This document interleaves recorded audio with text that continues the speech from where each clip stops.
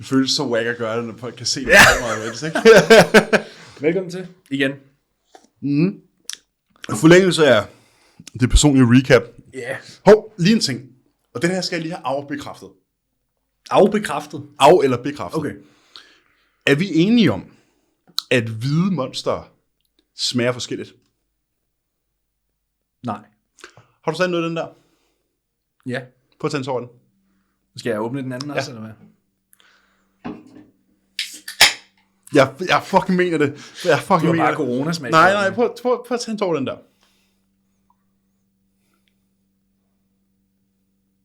Og så smag på den. Virkelig smag på den. Ikke? Ja. Tag en tår den anden.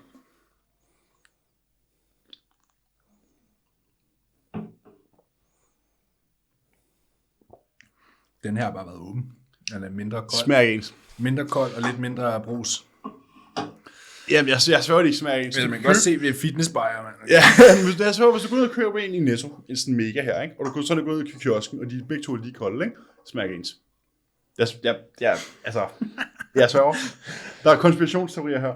Det er første gang, jeg hører det. Mig og Emilie, vi er fuldstændig enige. I er enige? Ja, Ja, vi er også begge to helt smadret smagsløg. Ja, præcis. Nej, men du har fået et spørgsmål. Og vi har fået mange spørgsmål. Og vi kommer til at have nogle spørgsmål, som er sådan der...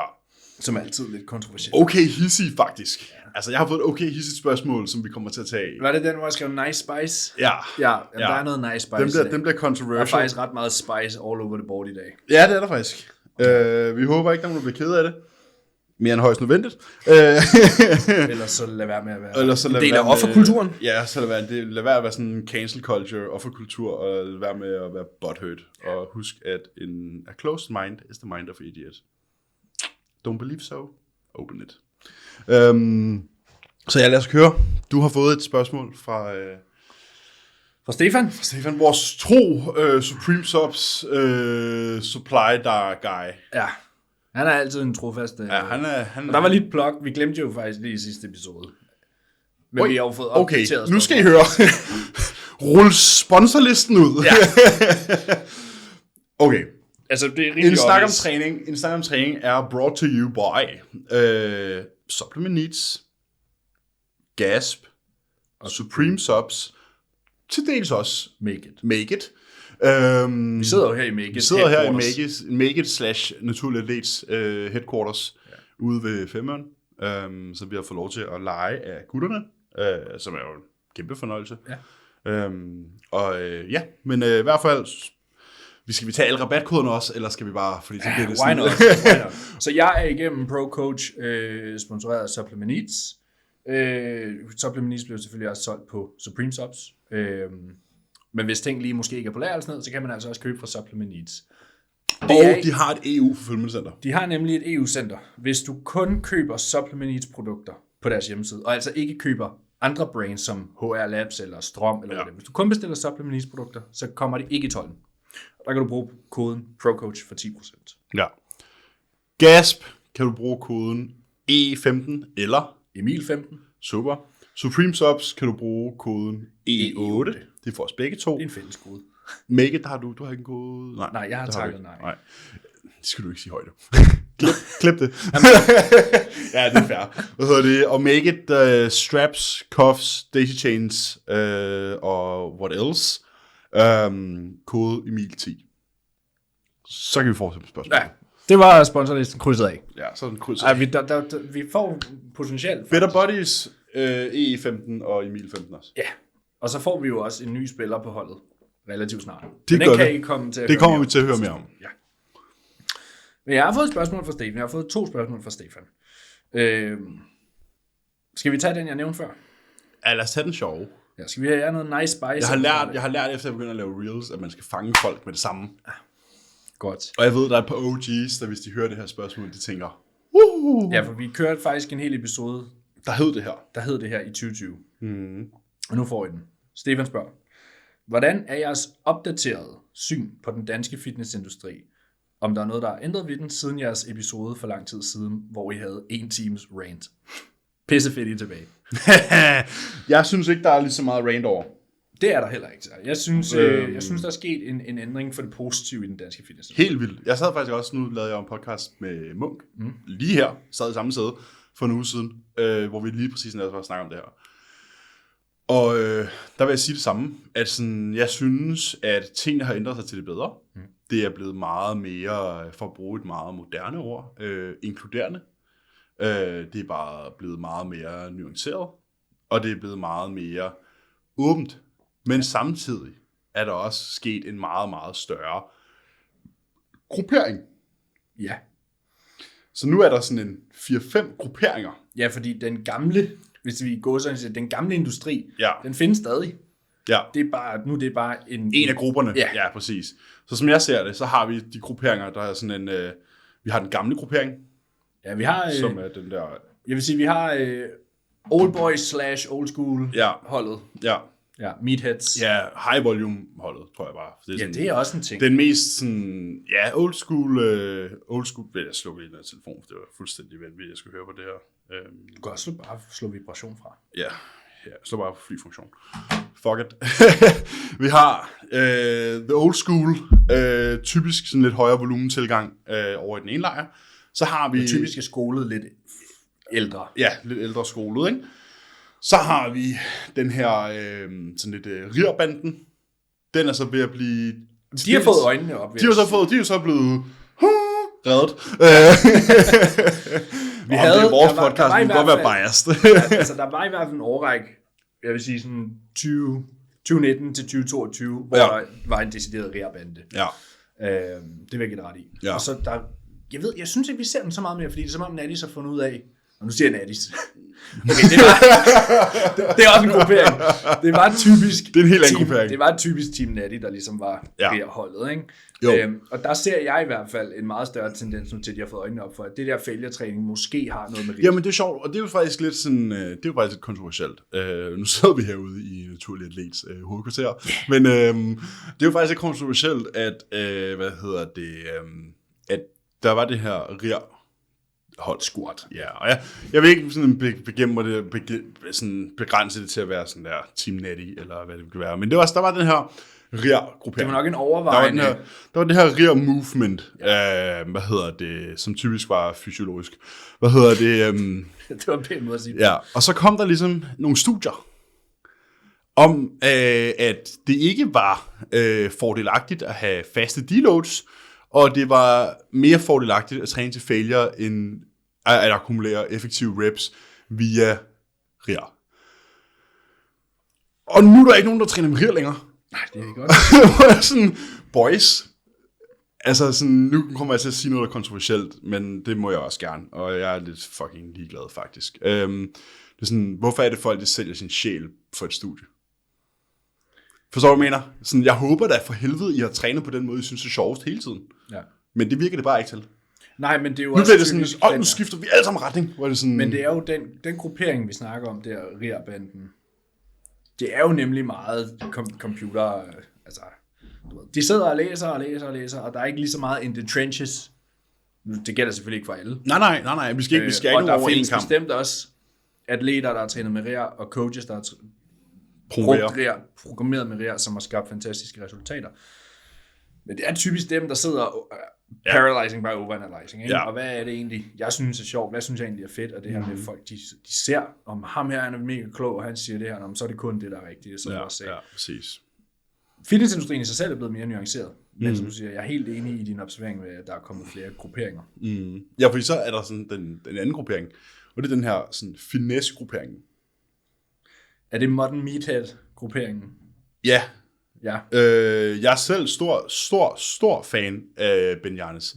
Det skal ikke, altså sådan, og jeg inkorporerer også crotch laterals og Y-races og cable pull-arounds og alle de her ting. Det er jo også det her med at tage bits and pieces. Men det er sådan et collective bits and pieces. Altså sådan det her med sådan, jeg ser typisk folk, der begynder de går sindssygt meget op i, hvilken vinkel deres hofter har, når de laver den her ene bevægelse. Sådan, der bliver brugt rigtig, rigtig meget effort på ting, der måske er lidt minutiøse, altså sådan, der måske ikke betyder særlig meget i det store hele billede. Ikke? Det er sjovt, du nævnte det. For Stefans anden spørgsmål, det var, synes I folk går for meget op i, om øvelsesvalget er korrekt, om deres eksekvering er on point i forhold til den intensitet, der egentlig bliver lagt i sættet? Og det er lige præcis det, jeg snakker om. Det er jo lige præcis det, du sidder og snakker om. Og jeg vil sige, der er jo ikke, man skal ikke være i kun den ene eller den anden side af spektrummet. Nej. Sådan, jeg føler, vi to gode eksempler på en, der startede i det ene ende af spektrummet, og en, der startede i det andet. Vi har været meget mere stuck in our ways, end vi er nu. Ja, og dengang vi var 2 teenager nede i Carlsen Fitness World, i hvert fald som jeg observerede det, der var jeg nørden, der overanalyserede, og jeg hele skulle være on point. Meathead. Og du kastede med vægte. Ja. Og så nu er vi jo ligesom mødtes på midten. Og det er jo den her, vi har snakket om før, den her gråzone. At din intensitet, jeg vil ikke sige, den er lige meget, hvis de andre ting ikke er on point. Men de andre ting kan også være lidt ligegyldige, hvis der ikke bliver lagt nogen effort i. Fordi som vi ved, så skal du opnå en vis form for failure, for at du ser den respons, du gerne vil. Præcis. I hvert fald, hvis du ikke gider at tage et halvt pund muskelmasse på om året. Præcis. Så det er jo spørgsmål om det her sammenspil mellem korrekt udførsel, apply tilpas meget tension på din muskel til at create stimuli, og have en så høj intensitet, at du kommer af en proximity to failure med sådan der 1-2 reps. Hvis ikke lavere end det, ikke? Nævnte du Ben Jans før, og han kommer også med en ting, jeg føler er rigtig god, og det er det her med, at han siger, at muscle connection, den her mind to muscle, er lidt overvurderet. Ja. Og der vil jeg også give ham ret, fordi hvis du sætter en øvelse rigtigt op, altså hvis du tager fat i en vægt og river i en vis retning, så skal et eller andet i det rigtige område nok arbejde. Og jeg tror også, der er noget at sige for, jo større en muskelmasse du har, jo bedre kan du også mærke din muskel. Altså hvis du kigger på min lillebrors lat og min lat, så er der meget mere væv, der trækker sig sammen, hvilket også må give en anden sensation. Større sensation, ja. Så hvis du er 15 år, og du ikke kan se din lat, og du bare har ribben på siden af kroppen, så giver det nok ikke mening, at du lytter til en eller anden olympiamand, der siger sådan, ja, men det er jo et spørgsmål om øvelse, ikke? Fordi sådan, mind to muscle connection er måske ikke helt lige så glorifying, som folk gør det til, men det er heller ikke lige meget. Nej. Fordi det er specielt en komponent, der skal tages højt for, fordi sådan, kan du mærke, du skal også helst kunne mærke, at du apply attention til en muskel på den rigtige måde. Ja. Men samtidig også helt enig med dig i, at sådan, okay, hvis du holder din ryg rimelig neutral, og dit knæ har et slight bend bagover, og du bøjer dig forover med 180 kilo og rejser dig op igen, så kan det godt være, at du ikke kan mærke dit baglår på samme måde, som når du laver en lang hamstring curl.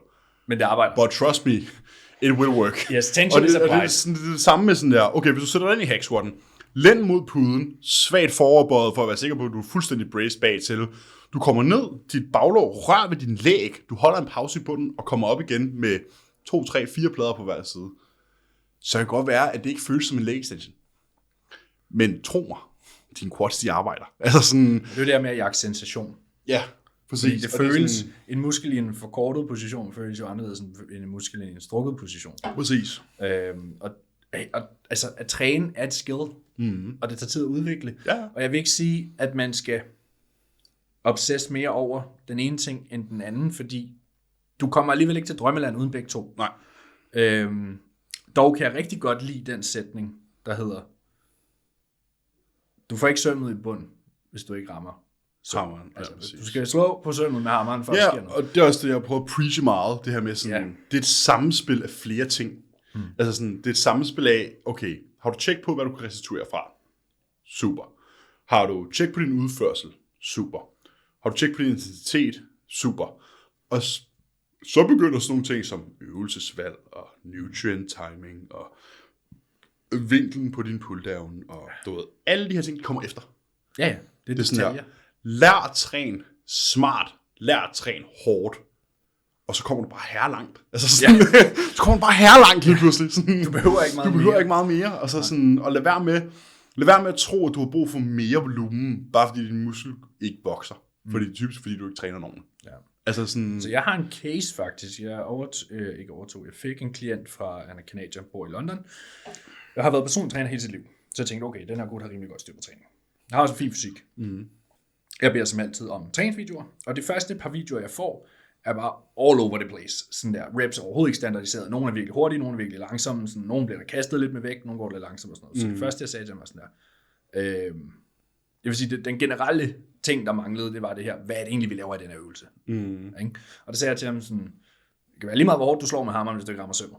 Præcis. Og så havde vi nogle uger, hvor jeg bare fik total pink dumbbells tilbage, hvor formen var virkelig flot, men der var 45 rær og ingen vægt på. Ja. Og så var det, jeg sagde til ham, okay mate, nu rammer du sømmet, men du slår ikke med hammeren. Kan vi mødes i midten? Ja, så var jeg sådan der, sømmet kommer aldrig i bunden, hvis du ikke slår med hammeren. Og så var han sådan der, det giver mening. Og nu har jeg bare fået de fedeste videoer af ham efterfølgende, hvor der er 20 plader på en benpres, der bare bliver taget helt i bund og kommer op igen med god kontrol. Præcis. Okay, og jeg sagde til ham inden, sådan, fordi det sejlede så meget, at jeg var sådan, og det føler jeg også er et ansvar som coach, især når du har en hardenste atlet og sådan noget. Før vi bare begynder at give flere drugs og mere mad og sådan noget, sådan, lad os lige fikse det, der egentlig er vigtigt her. Præcis. Det er sådan, men det her, nu har jeg cruiset i så lang tid. Ja. Men det cruise, det kommer så til at fortsætte. Fordi vi stadig ikke træne. Der er lige nogle ting, vi skal have styr på først. Yes. Hvad mindre man ved tingene er dialed inde på forhånd. Det er også fordi folk, de starter et forløb, og så tænker de sådan, nu skal jeg bare have bang, bang, bang. Og det er sikkert også det, mange coaches gør. Og så kan de bare poste en transformation, fordi i sidste ende så virker drugs. Altid. Men, der sagde jeg ligesom til ham, fordi da han kom til mig, der var stacken også helt helvede til, så sagde jeg, nu backer vi lige lidt off.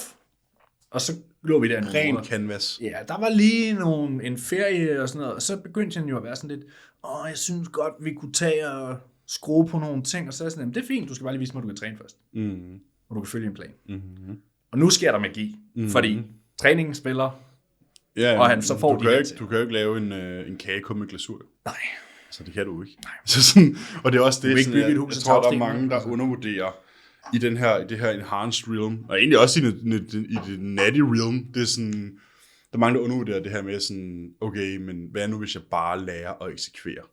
Og sådan, det største, jeg ser, det er den her, og det er også det, jeg har prøvet at tale om på nogle af de der reels og sådan nogle ting, det er det her med sådan, bro, det handler ikke om, at du skal skynde dig og få et rep mere, end det du fik sidst. Nej. Det handler om, at du skal lave en lille sådan perlerække af 10 enkelte perfekte reps. Ja, et godt sæt af en sammenstrækning af gode reps. Ja, præcis. Så sådan, i stedet for at tænke på, nu mangler jeg 5, nu mangler jeg 4. Okay, så lige farten op. S3, 2, S. Ja, progression. Var sådan, nej. Not quite. Ja, du har flyttet den flere gange, men din muskel, den har bare ligget sådan her, de sidste 3 reps, så var sådan, Nu selvfølgelig, at vi skal prøve at perspektivere det lidt til episodens overall spørgsmål, som det opdaterede syn på den danske fitnessindustri. Ja. Fordi dengang, vil jeg sige, vi startede vores podcast og sådan noget, der havde jeg aldrig nogensinde set andre end mig selv rende rundt med en logbog nede i træningscenter og sådan noget. Og ikke mange i hvert fald. Og personligt føler jeg i hvert fald, at vi to har været lidt banebrydere i den danske fitnessindustri med nogle ting. Og du skal huske, janteloven, han venter lige på hjørnet, så vi skal huske på, du siger, fordi vi tænker det samme. Ja. Jeg vil i hvert fald sige, nogle af de ting, vi har kommet og preachet med, de har i hvert fald en meget større saying i den danske fitnessindustri lige nu. En tendens. Men så er det jo, at folk de bare hører en ting, og så ikke helt applyer den helt korrekt. Og det er jo noget af det, vi snakker om nu, det her med, jamen vi har snakket meget om, hvor vigtigt det er, at man jagter progression i sin træning og sådan noget. Men så er der nogen, der mister det point. Ja. Fordi du ikke, altså du skal ikke stille op til en konkurrence, hvor det hedder, hvem kan få flest reps i hammerstring-pressen på x kilo. Nej. Det handler om tension. Ja, og det tror jeg måske, det er det, der er sådan, det der er hele det misforståede koncept omkring progressive overload. Det er, at det er jo egentlig ikke progressive overload, det er sådan progressive tension and progressive stimuli. Det er jo ikke nødvendigvis, altså sådan, tro mig, du kan sagtens vokse en muskel ved at have den samme load på i en helt off-season, men flytte den enten flere reps eller pænere i hver eneste uge i din 16-20 ugers off-season. Ja. Sagtens. Altså sådan, jeg tror, folk de misforstår det med sådan, nu handler det bare om at blive stærk. Ja, det at blive stærkere, det er et værktøj til at kunne apply mere tension. Ja, det hænger jo og sammen. Det er super fint. Og ja, du bliver større, fordi du adapterer til stimuli, som også vil gøre dig stærkere. Ja. Det er klart. En større muskel kan løfte mere vægt. End of discussion. Det er ikke nogen, der skal diskutere overhovedet. Ja. Og bliver din muskel stærkere, så bliver den også større. Præcis. Det er total basic. Sådan, der er større fiber, kan du flytte mere vægt. Ja. Super. Men det handler bare ikke, det skal ikke være sådan en tidsmandsmåling med dine kammerater ude i omklædningsrummet inden træning. For at være løftet. Ja. Det er sådan, bro. Jeg fik så mange plusser i bogen. Ja, bro, men du har pisset ondt i skulderen. Så jeg tror, for mange, der vil det nok hjælpe i perioder. Det er også noget, jeg opfordrer mine klienter til. Det er sådan der, kan vi ikke prøve at logge dem hjemme? Ja. Fordi sådan, du er alt for fokuseret på det her. Og jeg har den her snak med rigtig mange klienter, sådan, fordi du ved, de kommer på det her, de får det her program, og så er det sådan, fedt, nu er der bare de her neurale tilpasninger, og de her mekaniske fordele, man bare får, så det er bare, du ved selv, hvordan det er. Ja. Du ved, nyt træningsprogram, post-show, blast, alle de her ting, det var sådan, mos. Og så sådan lige pludselig, så er det bare sådan, Og så står kurven lidt mere stille. Så er det sådan, okay, nu skal jeg rent faktisk arbejde for det. Ja. Og ja, det er fordi, at sådan, det, der sker i starten, er ikke nødvendigvis, at din muskel den vokser på den der hastighed, fordi så vil du lige en Big Ramy en året om. Men sådan... Ja, det er jo det her med, at du bliver måske mere vant til øvelsen, du bliver mere tilpas i bevægelse. Du bliver mere effektiv. Ja. Du bliver mere effektiv. Du ved, hvornår du skal brace, du ved, hvor du skal presse, du ved, hvordan du skal presse. Kender øvelsen. Du kender øvelsen, og sådan, så får du alle de her supposedly strength gains, som ikke er strength gains. Og så bliver du pisse demotiveret, den ting så stille. Ja. Og det er nok, jeg tror også, det er noget Cooper har snakket meget om det her med, sådan der, en regression kan godt være en progression. Ja. Fordi sådan, prøv at tage 10 kilo af, og så apply sådan der, en 10 ud af 10 udførsel. Fordi det er svært at træne lav volumen. Ja. Det er fucking svært. Og det er også det, folk de ikke rigtig sådan forstår, fordi sådan, se hvor lidt, det skal lave. Ja. men lidt på papiret skulle gerne være meget i virkeligheden. Præcis, og det er sådan, det, jeg tror, det tog mig, dengang jeg startede hos Jordan tilbage i 2018. Jeg tror, det tog mig et halvt år, før jeg sådan der reelt kunne tage et sæt hele vejen. Ja. Fordi du skal forbi så mange fucking mentale barrierer op i hovedet, for at lære, at sådan, okay, nu kan min muskel ikke kontrahere 1 fucking centimeter mere. Ja, og som du snakkede om det her med, så har du en øvelse, hvor du lærer, hvornår du skal brace, hvornår du skal dit, hvornår du skal dat. Det hæmmer fucking mange fra egentlig at ramme failure. Altså hvis vi snakker sådan noget som en RDL eller en hack squat, tænk, der er en lille smule mere kompliceret sådan noget, fordi du behøver ikke brace for din preacher curl. Sådan, altså, det er rimelig bare albuflektion, ikke? Når den ikke kan mere, så det. Og det er tit, man får en video, hvor sådan der, jo, altså jeg kan godt se, det er hårdt, men du har 3-4 mere. Ja, men det mislykkes der. Ja. Og der er typisk noget, der går galt efter de første 2-3 reps. Eller faktisk helt fra den første rep, det her med forståelsen af, hvordan bærer jeg et sæt igennem fra starten af. Og at det ikke bare er om hold lige 5 sekunders pause for den sidste rep, hvor du kunne have sat dig selv op effektivt for den sidste rep, igennem udførslen af hele sættet. Det har helt vildt meget at sige. Og du siger, at man skal lære at eksekvere. Men det hænger også sammen med at lægge en effort, fordi de hænger sammen. Som du siger, det tog dig et halvt år at lære at udføre et sæt helt til failure. Det er de færreste, der træner til failure. Og du har sikkert også hørt det her fra folk, der kommer og tager en opstartssamtale og sådan noget, og siger, jamen jeg har styr på træningen. Altså jeg skal bare lige have... Ja, på det ser man så meget den der. Jamen træningen har jeg styr på. Ja. Okay, det er derfor, du vejer 60 kilo. Okay, men, og de tror, det er maden, eller en eller anden magisk makrofordeling. 80% kost, 20% træning. Det er sgu mere omvendt. Ja, det er omvendt, bro. Det er omvendt. Sådan der, du kan sagtens outtrain a bad diet, men du kan ikke sådan jeg siger også til folk, jeg er fucking ligeglad med, hvor perfekt du spiser, om du sover 10-12 timer om dagen. Hvis du træner som tøs, så kommer du ikke til at lide Big Ramy. Præcis. Never. Præcis. Om du så har generne. Præcis. Altså, og det er jo også noget af det, man ser med dem, der måske ikke træner så perfekt, men som stadig når rigtig langt, træner fucking hårdt. Intensitet. Altså, fordi jeg vil stadig hænge ved, at sådan, som, ved du, om Sam Sulek han er? Nej, jeg synes navnet ringer lidt. Det er en af Hostiles nye atleter. Ham YouTuberen der. Ja. Han, altså sådan, vi er uenige om rigtig mange ting. Ja. Men som han også, han lavede et post, hvor han skrev sådan der, the smallest meathead is still bigger than the biggest science-based guy. Ja. Og sådan, der er noget truth til det. Der er noget truth i det, mand. Altså sådan, fordi sådan, intensitet er altafgørende. Ja. Og sådan, intensitet og god udførsel er sådan der, the main pillars. Så kan du rest pause, drop sætte, øge frekvensen, deloade. Alt det du vil, sådan der, giver fuck. Så der, hvis ikke du kan, som du selv siger, og som jeg også selv har brugt før, hvis ikke du kan ramme sømmet hårdt og præcist, så kommer de i bund. Så lige meget, hvor stor en hammer du bruger, hvilken hammer du bruger, hvor mange hammer du bruger, hvor mange gange du slår, hvor ofte du slår, og hvor mange søm der er, det er fucking lige meget. Det er så lige meget. Ja. Så sådan, lær at være sådan, og det handler måske også bare om at få en basic forståelse af sådan anatomi og sådan physics, fordi sådan, okay, hvordan bevæger den her muskel sig? Og sådan, det er jo, og vi skal jo heller ikke sidde her og være heldige, fordi man lærer hele tiden nye ting. Altså sådan, nu har vi for eksempel begyndt at lave de der pull-arounds. For sådan, okay, det mest udstrakte punkt på en lat, det er sådan der. Det er faktisk across. Det er rundt om ribbenene. Ja. Okay, cool. Jamen, så vil vi begynde at træne det plan i stedet for. Altså sådan, eller tilføje det plan til vores træning, ikke?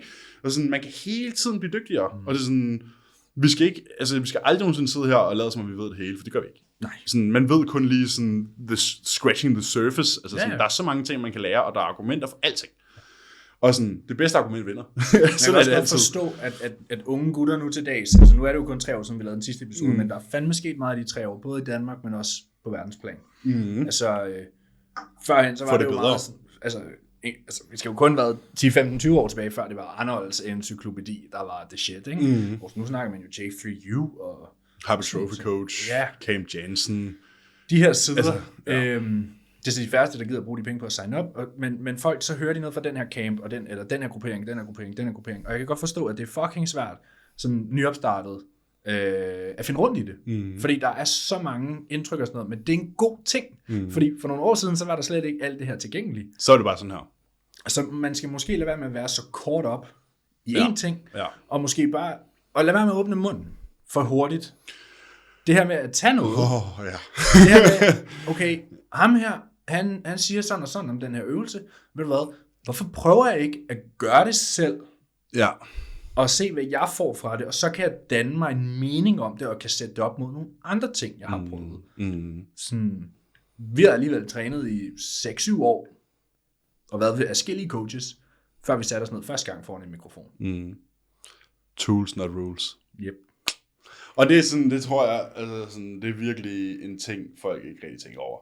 At sådan, den bedste er den, der har den største værktøjskasse. Ja. Altså sådan, det bedste træningsprogram kommer fra den største værktøjskasse. Ja. Sådan, du kan ikke bygge et hus med en hammer. Med en hammer. Altså sådan, det kan du ikke. Men du kan bygge et hus, hvis du skal bruge hammeren. Men du skal også bruge en hammer. Altså sådan, det er det her med sådan, have flere værktøjer i bagagen til at udføre flere, jeg siger ikke problemer, fordi det er et forfærdeligt ord, men udfordringer. Altså sådan, og jeg postede det i går, og sådan her, det er lige meget, hvilken udfordring du har, så er der altid flere måder at løse den på. Altså bevares. Hvis du skal tage det, skal du i underskud. Hvis du skal tage på, skal du i overskud. Det er der ikke nogen, der debatterer. Nej, det basics still apply. Det basics still apply, og der er altid nogle ting, der giver mere mening end andre. Men altså sådan, lad være med at være fastsat i, det er sådan, man gør det her. Det er sådan, man gør det her. Altså sådan, 2 træningsprogrammer, jeg sidder og laver, kan se vidt forskellige ud.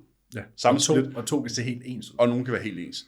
Altså sådan, det er ikke, at der er ting, der bliver kopieret, men sådan opsætning og sådan nogle ting kan være ens, og rep rates kan være ens. Og sådan, den exercise pool, jeg foretrækker at bruge, er større, end den har været før, men den er stadigvæk ikke sådan der huge. Nej, for altså den er jo ikke magisk. Den er ikke magisk. Altså sådan, jeg har sådan en, du ved, til biceps, der har jeg måske en 5-6 øvelser, jeg foretrækker at bruge. Ja, og så snakker vi også en rimelig lukket bevægelse. Ja, præcis. Sådan, hvad skal du? Altså til de fleste muskler har jeg måske en pool på sådan en 4-5 øvelser, eller sådan, som jeg foretrækker at bruge. Fordi at jeg rent anekdotisk har oplevet, at det er den, der giver den bedste erfaring, altså giver de bedste resultater. Ja. Og sådan, det er jo så et værktøj, jeg har. At være sådan, okay, men jeg ved, jeg har, i stedet når jeg skal træne min lat, så har jeg 5 forskellige værktøjer, jeg kan bruge. Alt efter, hvad klienten har til rådighed, og hvordan det temperament og den personlighed, klienten har, ved jeg kan bruge. Fordi jeg kan ikke bede en bro, hvis nu så har man nogle klienter, som bare sådan der, prøv at jeg vil bare gerne have noget, der er fucking hårdt, og sådan, du ved, det skal ikke være så fancy og sådan noget. Jamen, så sætter jeg ikke avancerede setups og Y-races og cable pull-arounds på det program, for jeg ved godt, at en person kigger på programmet og tænker, hvad er det? Bro, hvad fuck skal jeg bruge det til? Ja. Og hvis de gør det, så bliver det heller ikke eksekveret, som jeg gerne vil have det. Og hvis ikke vi eksekverer, som jeg gerne vil have det. Intensiteten ikke lagt i det? Ja, fordi de sådan... De overkomplicerer det. Det er røvsygt. Ja. Det er røvsygt, det her. Det gider jeg ikke. Så sådan, det handler om at finde den måde at træne på, som passer til din personlighed, som passer til det intensitetsniveau og det temperament, du selv har. Og som også aligner med dine værdier. Altså det her med at møde klienten i øjenhøjde, ikke? Præcis. Fordi vi er alle sammen forskellige, vi foretrækker alle sammen forskellige ting. Altså sådan... Og der er også et element fra klienten. Som vi snakkede om overfærd i dag, der er også mange, der kommer og forventer guld, men de giver dig ikke noget at arbejde med. Præcis. Og så er det også svært. Præcis. Så som klient, eller atlet, eller hvad fanden man nu er, er det også vigtigt at sige, hvad man kan lide, og hvad man ikke kan lide. Ja. Eller, og så kan man måske også stadig være åben, måske. En ting, jeg løber meget ind i, det her med sådan, det er et samarbejde. Ja, for fanden. Det er jo basically som at hyre en konsulent. Ja. Så jeg vil gerne nå det her. Det hyrer jeg dig til at hjælpe mig med. Men coachen er jo så konsulenten, så i sidste ende arbejder konsulenten jo for firmaet. Ja, præcis. Med firmaets mål. Og kommer med nogle guidelines. Og de kan ikke arbejde uden at firmaet også selv gør noget for det. Nej. Og det er også sådan, jeg tror, sådan en ting, jeg har preachet meget. Det her med sådan, nu har jeg også opdateret min check-in-skemaer og sådan noget, til at være mere selvreflekterende. Så folk ligesom sådan, når de så udfylder skemaet, så er de sådan, du ved, så skal de selv stå til ansvar for nogle ting. Ja. Og det er så der med sådan, okay, det er et samarbejde, men i sidste ende er det nok mig, der bestemmer på en eller anden måde, ikke? Men det gør det ikke til diktatur. Nej, men der føler jeg også, at man kan have en samtale med klienten om hvor stort et diktatur det skal være. Ikke? Ja. Og især på visse emner er det lidt vigtigere end andre, hvor man kan sige, enten så kan jeg fremlægge muligheder for dig, du kan pick and choose, eller også kan du sige, you tell me what to do. Ja. Og så kan man tage den derfra. Ja. Men det er også det at være løsningsorienteret. Ja, forventningsafstemme. Hvordan skal kommunikationen foregå? Vil du gerne bare have at vide, hvad du skal gøre? Og så må du sige fra, hvis du vil sige fra. Eller er det sådan, det skal køres? Eller, altså, klienter skal huske det her med sådan, at udtrykke dem. Ja, og kommunikation. Og spare deres check-ins. Ja, forskellen på et godt og dårligt forløb er typisk kommunikation. Ja, det er forskellen. Det er forskellen. Altså sådan, det er også derfor, altså sådan, jeg tror folk, der kommer til mig, de får sådan en total antiklimax de første 14 dage. For jeg er sådan, ja, de første 14 dage, den bruger vi på at lade en anden kende. Sådan, det er sådan første uge skal du ikke træne. Fuld mødergruppe. Men sådan, jeg har det bare sådan lidt, fordi nu har jeg preppet mange på en gang sidste år, for eksempel. Og, sådan, og du ved, så er der en ting, de fortæller mig en ting over besked, og så når jeg har et in-person formcheck med dem, så får jeg en helt anden historie. Og jeg er sådan her, det er sygt vigtigt, at man sådan, og som jeg også siger til mine klienter, det er sådan her, prøv her, altså inden for rimelighedens grænser, så hvis der er noget, der går der på, hvor jeg kan provide den mindste form for service, eller aflaste dig, eller et eller andet, så skal du fortælle mig det. Ja. Fordi sådan, det andet der, det er sådan, du ved, så har man en PC, og så skal man squatte, og så er de sådan, de her squats, de fjerner bare min lyst til at træne. Hvor lang tid har du haft det sådan? Og i et halvt år. Bro, hvorfor har du ikke sagt noget? Ja. Også bare fra uge til uge. Sådan, så det sker tit. Eller ikke tit, fordi det sker forhåbentlig kun en gang. Men du har sikkert også oplevet det, så tjekker nogen ind der om fredagen, whatever. Og så er de sådan der, ja, i mandags, der opstod den her situation, og jeg valgte at gøre sådan og sådan, og det var fucking dumt. Hvor jeg så sådan, okay, bro, text me. Hvorfor har du ikke skrevet? Slide in the DM's. Ja, sådan der, spørg, altså, det er det, du betaler mig for. Ja. Til rådighed. Ja, præcis. Og få noget input. Det er det, som coach er du jo lidt en leder, og har en større værktøjskasse og mere erfaring end... Ja, du har det kølige overblik på en eller anden måde. Det skulle du i hvert fald gerne have altså af. Ja, du anfører. Ja. Så du skal jo ligesom være den, klienten kommer til og siger, jeg oplever det her, eller jeg har det sådan og sådan. Hvad havde du gjort, eller hvad tænker du, jeg skal gøre? Ja, eller sådan, jeg har været sygt ked af det i dag, der er sket det her, det her. Og sådan, jamen, så, altså, det er godt, du fortæller mig det. Ja. Skal vi lige ringes ved senere? Altså, sådan, skal vi lige, lad os lige få styr på det. Ja. Fordi sådan, folk, de tror, det bare er sådan en maskinfabrik, hvor det er sådan, du må aldrig brokke dig, du skal bare spise din broccoli, bare gøre, som det bliver sagt. Og sådan, det kan man måske også godt selv, det har man måske også selv været med til at sådan, sætte det portræt op udadtil, fordi vi typisk arbejder med et klientel, der er lidt mere seriøst. Og vi selv har været, og er meget sådan bodybuilding niche-fokuseret. Ja. Og så kan det hurtigt blive sådan lidt, du ved, så er det måske ikke så pædagogisk, men sådan, det er fucking vigtigt, at man sådan... Ja, vi er jo ikke livsstilscoaches. Nej, og det er også det, der skal være sådan en balancegang. Men hvis der er noget, der sætter en kæppe i hjulet for progressionen, så er det også vigtigt, at det bliver påtalt. Og typisk ved man det ikke før, at man får det at vide klienten. Nej, du kan jo ligesom kun arbejde med det, du ved. Præcis. Så det er super, super vigtigt. Du er ikke synsk. Nej. Hvad var det for et spørgsmål? Vi har det opdateret syn på dansk fitnessindustri, og om folk går for meget op i øvelsesvalget. Okay, det var slet ikke det, vi snakker om. Men det er det, vi startede med at snakke om. Ja, skal vi gå tilbage til det? Ja, altså det kan vi godt. Jeg synes, det her med øvelsesvalg, nu sagde jeg, at den ene er ikke vigtigere end den anden, men jeg vil stadig påstå, lad os sige, hvis vi kigger på Brains Warrens træning, nu ved jeg godt, at han også havde nogle gener og sådan noget, men hvis du hamrer dig ud af, måske ikke med perfekt udførsel, hvis du smadrer dig selv, så skal der, og det kan godt være, at det ikke er isoleret brystet så, i den her incline press eller whatever, men hele den der anterior chain skal nok få nogle tæsk. Hvorimod, hvis vægten var så meget lavere, men der ikke rigtig blev lagt en intensitet, og det hele bare var nusse-busse, så vil jeg næsten hælde til at sige, at intensitet er vigtigere. Intensitet? Jeg synes stadigvæk, at intensitet ligger sådan der top dollar. Ja. Intensitet og udførsel ligger sådan der. Du får de bedste resultater, når du kombinerer dem. Ja. Ja, og så kan man så være smart med sit øvelsesvalg efterfølgende. Altså sådan, jeg synes, de tre ting er sådan main pillars. Altså sådan, hvor præcis du laver det, hvor hårdt du laver det, og hvad du laver. Ja, fordi det her med eksekvering og sådan noget, jeg føler lidt, man kan sige, det er meget teori. Der er selvfølgelig også noget praksis over det, at kunne eksekvere det.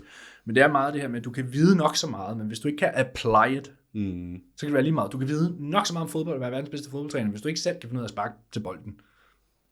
Altså. Jamen, helt enig. Og det er sådan, jeg synes, den er svær, fordi at fokuset bliver tit sådan sendt ud i alle forskellige retninger. Fordi folk begynder at finde andre ting mere interessante. Fordi det er jo røvsygt svar at sige, udførsel og intensitet er det bedste.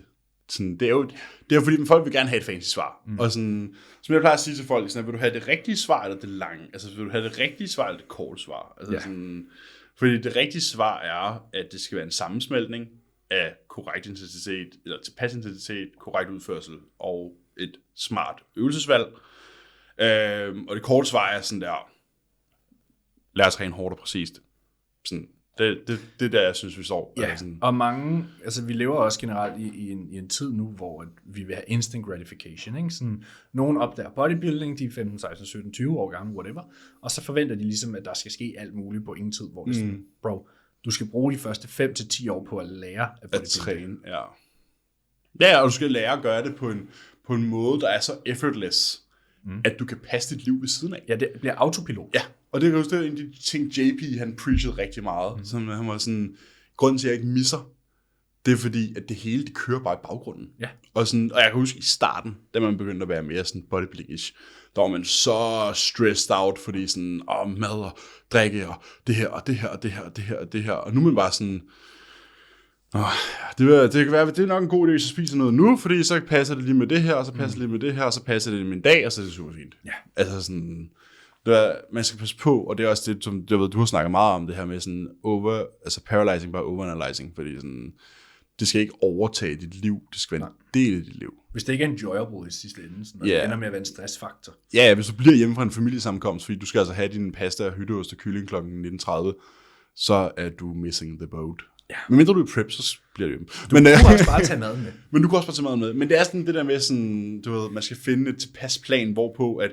det er selvfølgelig en stor del af dit liv. Det er klart, hvis du gerne vil fucking make it. Altså sådan, men du skal også bare passe på med at lade det overtage dit liv. Og sådan, det er et spørgsmål at finde balancen. Jeg har klient om det her den anden dag, hvor sådan, jeg føler også, at man kan relatere til det, fordi hvis vi går 5, 6, 7 år tilbage, i hvert fald, nu snakker jeg i hvert fald for mig selv, der var bodybuilding alting. Og det er det selvfølgelig også stadig, men sådan, der er kommet andre ting i livet. Og man har flere ansvar, og du ved, altså, der er mange, der er regninger og børn og venner og familie og sådan noget, hvor da man var teenager, sådan der, man gik i gymnasiet og sådan noget, var det sådan der havde du den her ene hobby ved siden af, og du kunne bare lægge alle æg i det. Men så begynder der ligesom at være nogle andre ting i livet, der trækker, og så kan man måske føle, har jeg egentlig stadig den samme passion for bodybuilding? Man snakker, jeg havde min klient den anden dag, der har lidt, der struggler lidt mentalt over, hvor meget fylder bodybuilding i mit liv i forhold til den karriere, jeg også gerne vil have. Og det er sådan, jo, men alle, der bodybuilder skal ligesom også lave noget for. Medmindre du er omstedt, så kan du ikke leve af. You gotta pay the bills, bro. Ja. Og sådan har jeg egentlig helt den samme passion for det mere. Eller sådan. Det er jo en interessant snak. Det drejer ind på et spørgsmål, jeg har fået fra en Danny, omkring, hvad har vi størst passion for? Er det at være coach? Tager vi den her nu? Tager vi den nu?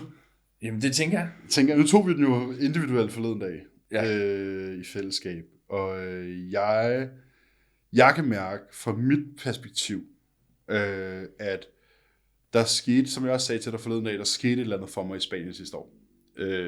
Og Munk stillede mig faktisk det samme spørgsmål i sidste uge på podcasten.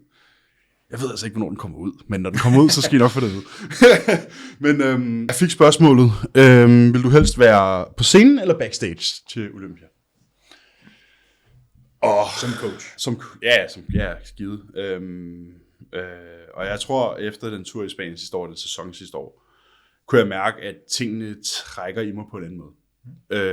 Og det kan jeg også mærke nu, i forhold til den sæson, jeg har næste år. At sådan, jeg kan ikke være i mig selv, så der over excitement. Altså sådan, jeg glæder mig bare så fucking meget. Altså sådan der, let's go, man. Altså sådan, og jeg ved ikke, altså sådan, og jeg har også snakket med Callum om det, og jeg skal faktisk også have en snak med ham om det i morgen, hvis han har en lang sammen, eller en lang besked og kort samtale, om det i går, hvor han var sådan, det er lidt samme position, som han stod i dengang, hvor det er sådan, jeg kan bare mærke, at det kommer fra et sted, hvor jeg har min passion for at hjælpe andre på scenen er større, end at selv at gøre det. Jeg elsker stadig at træne. Jeg kommer ikke til at ændre min træning, og spiser også stadigvæk fornuftigt. Alle de her ting. Men sådan, passionen for at opnå målet for mine klienter, brænder meget mere sådan bright, end det andet gør. Og det er måske også det, der i bund og grund stemmer ud i, hvorfor min prep stoppede tidligere år, for jeg var sådan der, jeg gør det ikke for mig selv. Altså sådan, jeg gør det for alle andre end mig selv. Og sådan, i bund og grund, ja, selvfølgelig er det fint, at man, hvad kan man sige, som coach selv prepper og alle de her ting, men i sidste ende, så er dine klienter hos dig for at få resultater. Og hvor kan jeg provide de bedste resultater? Det kan jeg, hvis jeg er 100% coach, og ikke 50-50 eller 60-40. Og fordi sådan, hvis jeg er 60-40, så bliver det også bare sådan shit bodybuilding prep. Forstår du, hvad jeg mener? Altså sådan, fordi jeg er jo typen, der er klar til at, sådan der, ikke at spise noget en uge for at pikke mine klienter. Altså sådan, og det går ikke. Sådan, det kan jeg ikke gøre. så jeg tror, at... Og jeg ved, du har det på en anden måde, end jeg har. Ja, til dels. Jeg er jo ikke uenig i de ting, du siger. Nej, du forstår mig godt, ved jeg. Altså sådan, og det tror jeg også, de fleste coaches gør. At sådan, det her med sådan, måske at kunne se, at de mennesker, du hjælper, har et større potentiale for competitive bodybuilding, end du selv har. Og at lysten, altså passionen i at bringe dem på scenen er større, end selv at stå der. Men jeg føler også, som du siger, der er to ting, jeg kommer til at tænke på. Et, du snakker om sådan det her med, at du kan ikke være i dig selv, og der er den her hype, den her spænding og sådan excitement. Den har du ikke over selv skulle på scenen. Nej. Og det er jo ligesom ret essentielt i det her. Ja, præcis. Ja, præcis. Du har prøvet det, og det er jo også det, der har... Jo, det har jeg. Du ved, jeg synes, det er fedt at være på prep, men jeg er slet ikke... Altså sådan nej, men du har jo ikke samme hype omkring at være atlet, som du nu har omkring at være coach. Præcis. Og jeg havde også den her snak på Pro Coach podcasten, hvor vi alle sammen ligesom blev spurgt om det. Og basically alle de andre gutter har jo taget valget. Ja. Om, okay, mere eller vi mindre. er ikke... Nej. Vi har ikke, altså. Og det er heller ikke alle, der har potentialet. Og der ligger rigtig meget i at være professionel bodybuilder. Der ligger fucking meget.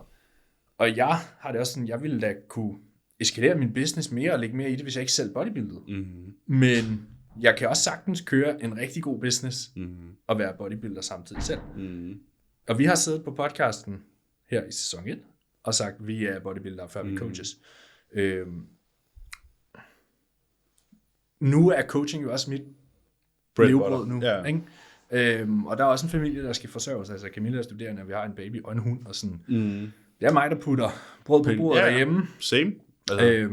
Og jeg offrer også lidt af min egen bodybuilding for min coaching i perioder, som du siger. Jamen, jeg er ikke altid den bedste til at ramme min søvn og min måltid og sådan noget omkring andres peak. Selvfølgelig, hvis jeg selv er i prep, men der kører det også meget på autopilot. Ikke? Men jeg føler ikke personligt, at min egen bodybuilding kommer i vejen for min coaching, eller at min coaching kommer i vejen for min bodybuilding. Jeg måske ikke køre det. Jeg kan ikke være en Callum. Du har heller ikke interesse i at være en Callum. Jeg tror, jeg er mere interesseret i det. Jo, men du vil stadig ikke have det på det plan. Altså, så har du ikke noget liv. Nej, det er ikke der, vi er. Men jeg vil gerne have et større workload, ikke? Ja, altså sådan, ja. Og have et højere niveau af klientel, og et højere antal af klienter, og kunne lave, fordi det, der ændrede sig for dig, det var, at du stod i Spanien og vandt et pro-card. Og det er jo den gratification, du nu jagter. Det var den der helt urealistiske følelse, vi fik i kroppen, hvor jeg sådan der, jeg græd og grinede på samme tid. Og sådan, har det helt sygt. Jeg havde det helt sygt, og så bagefter så var jeg bare helt numb resten af dagen. Og husk, kan man bare kigge på mig og sådan der, feels crazy, right? Og sådan, og sådan, det var det første, der var jeg sådan, da jeg kom hjem derfra, der kan jeg jo så sige til Emilie sådan der, det skal jeg have mere af. Ja. Det er bare blevet med drug. Sådan, og for mig, mand, altså sådan, da Michelle, hun vandt sin klasse til det der regional show forleden dag, så var jeg sådan, det er bare et regional show. Men sådan, det er en sejr. For hende. Det er hendes Olympia. Præcis. Det er hendes første show. Præcis, og så længe det er det, så betyder det lige så meget for mig. Ja. Så længe de er lige så investeret, som jeg er, så er jeg også fucking head over heels, op i røven på dem, hele vejen. Altså sådan, fordi det du giver, det du får. Ja. 100%. Og vi er jo også de coaches, der går fra en show-weekend, enten food deprived, sleep deprived, eller uden stemmebånd. Altså eller alle tre. Ja, eller alle tre. Sådan, der er så meget investment i det her. Jeg kan ikke spise.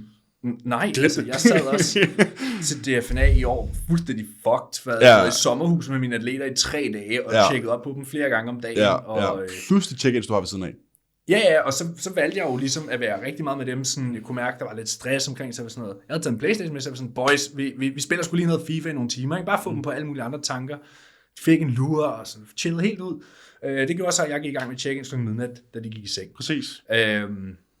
Og så fik jeg 3 timer søvn. Præcis. Så det er jo selvfølgelig ikke optimalt for min egen bodybuilding, men det er også i en off-season periode. Sådan. Havde jeg selv været i prep der, så havde jeg jo bare spist med dem. Ja. Okay, men de har også 5 måltider om dagen, fint. Så gjort sådan. Men det er en interessant snak, fordi selv hvis du ikke var atletcoach, så havde du måske en anden karriere.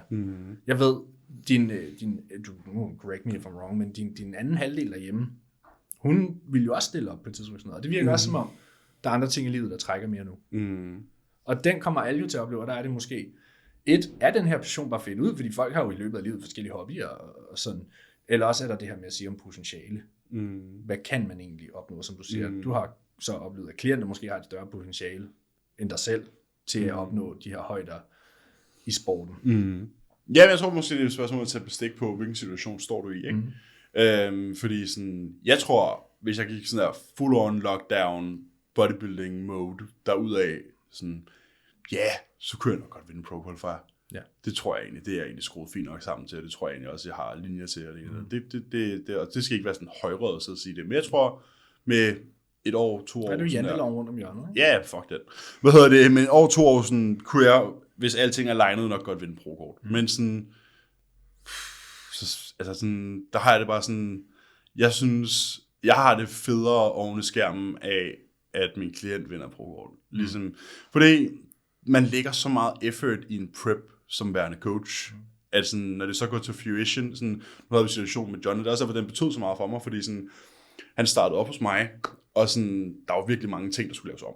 Og vi lagde det var en total omstrukturering.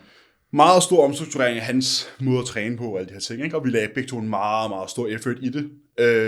Og altså, sådan, der blev brugt meget energi på det, ikke? Og sådan, han havde ikke rigtig nogen sådan, jeg vil ikke sige, at han ikke havde tillid til mig, men sådan, han skulle lige teste mig af. Ja. Og det forstår jeg egentlig godt.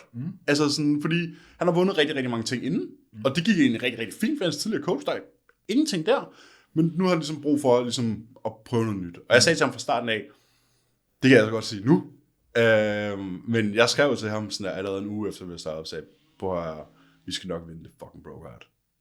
Jeg lovede ham det, og sådan, jeg var sådan, det skal vi nok. Vi kommer ikke til at sige det på Instagram, men jeg lover dig, vi skal nok fucking vinde det der. Det gjorde vi så også.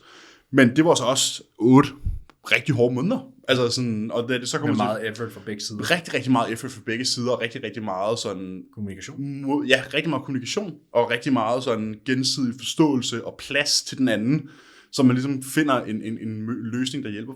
Kan alle gøre det for?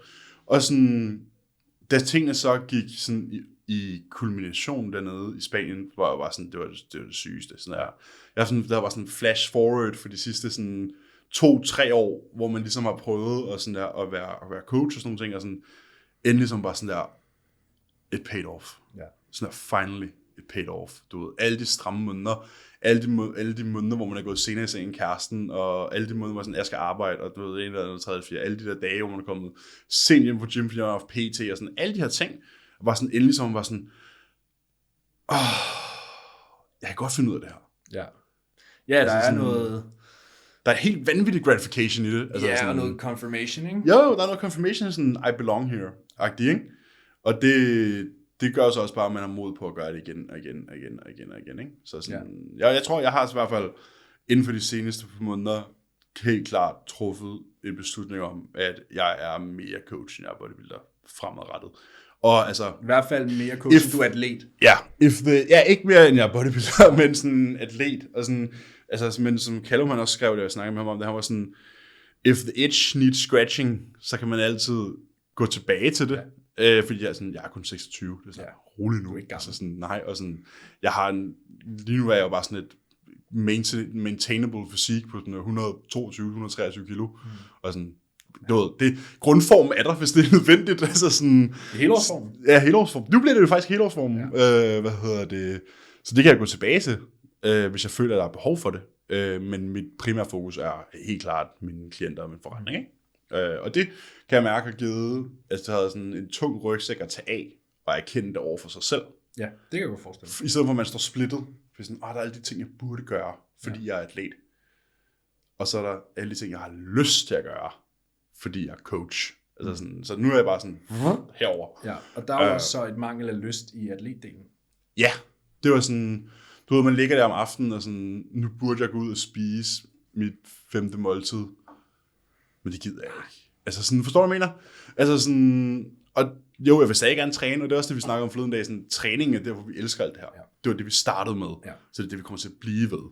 Men den competitive del vil jeg hellere være, hvad kan man sige, marionetfører for, end gøre selv, ikke? Ja. Så det, jeg kan mærke, at det er en god beslutning at tage, og jeg kan mærke, at det har ligesom givet sådan en lidt mere sådan lyst syn på tingene. Ikke?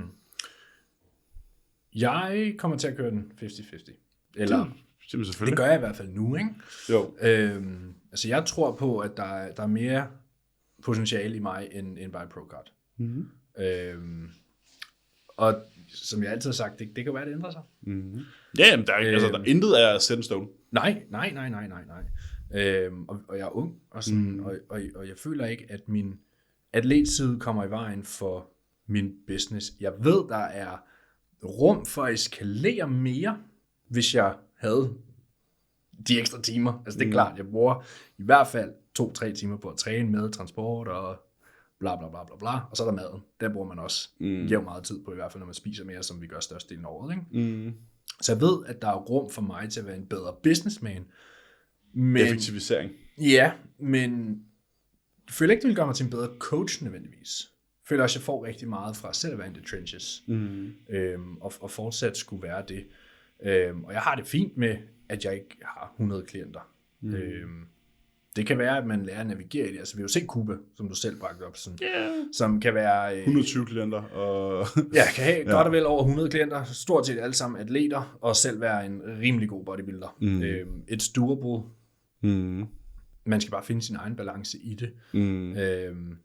Men for mig, der tror jeg, så længe jeg synes, min egen bodybuilding er sjov, så længe jeg nyder det, og så længe jeg ikke føler, at det kommer i vejen, så kommer jeg til at fortsætte med det også, og være den her atlet-coach. Hybrid.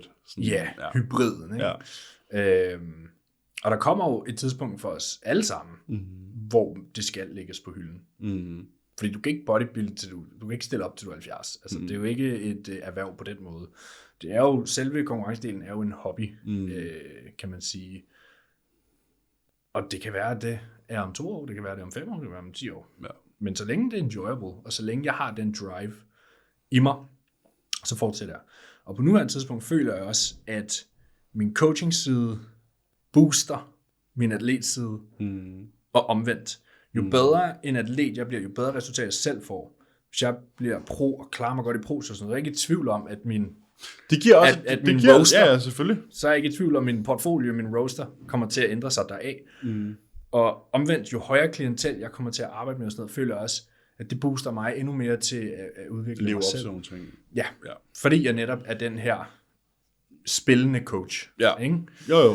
Det har jeg sådan, det er også derfor, jeg sådan, det er også der, jeg har sådan, at jeg stopper ikke med at træne og alle de her ting, men sådan, jeg skruer måske lidt ned for det superfysiologiske, og sådan, i stand sætter sådan en velfærdsprotokol, og sådan, træner stadigvæk, som det passer mig, men skruer måske ned til 4 måltider i stedet for 5. Altså sådan, og det er sådan, og det er egentlig bare det. Forstår du, hvad jeg mener? Altså sådan, men du flexer lidt mere i forhold til, at nu er det her med mad og træning ikke længere en skal.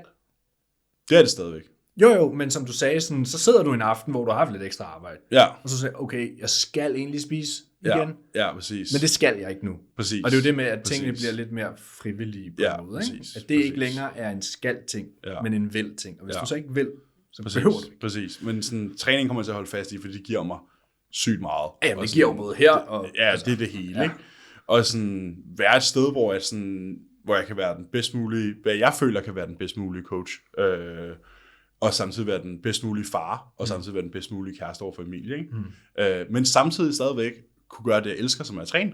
Ja. Så sådan, det handler om at finde den der, sådan, okay, hvad føler jeg er vigtigst for det overordnede billede, ikke? Og der kunne jeg bare mærke, at det var det rigtige for mig at være sådan der, erkendende over for mig selv.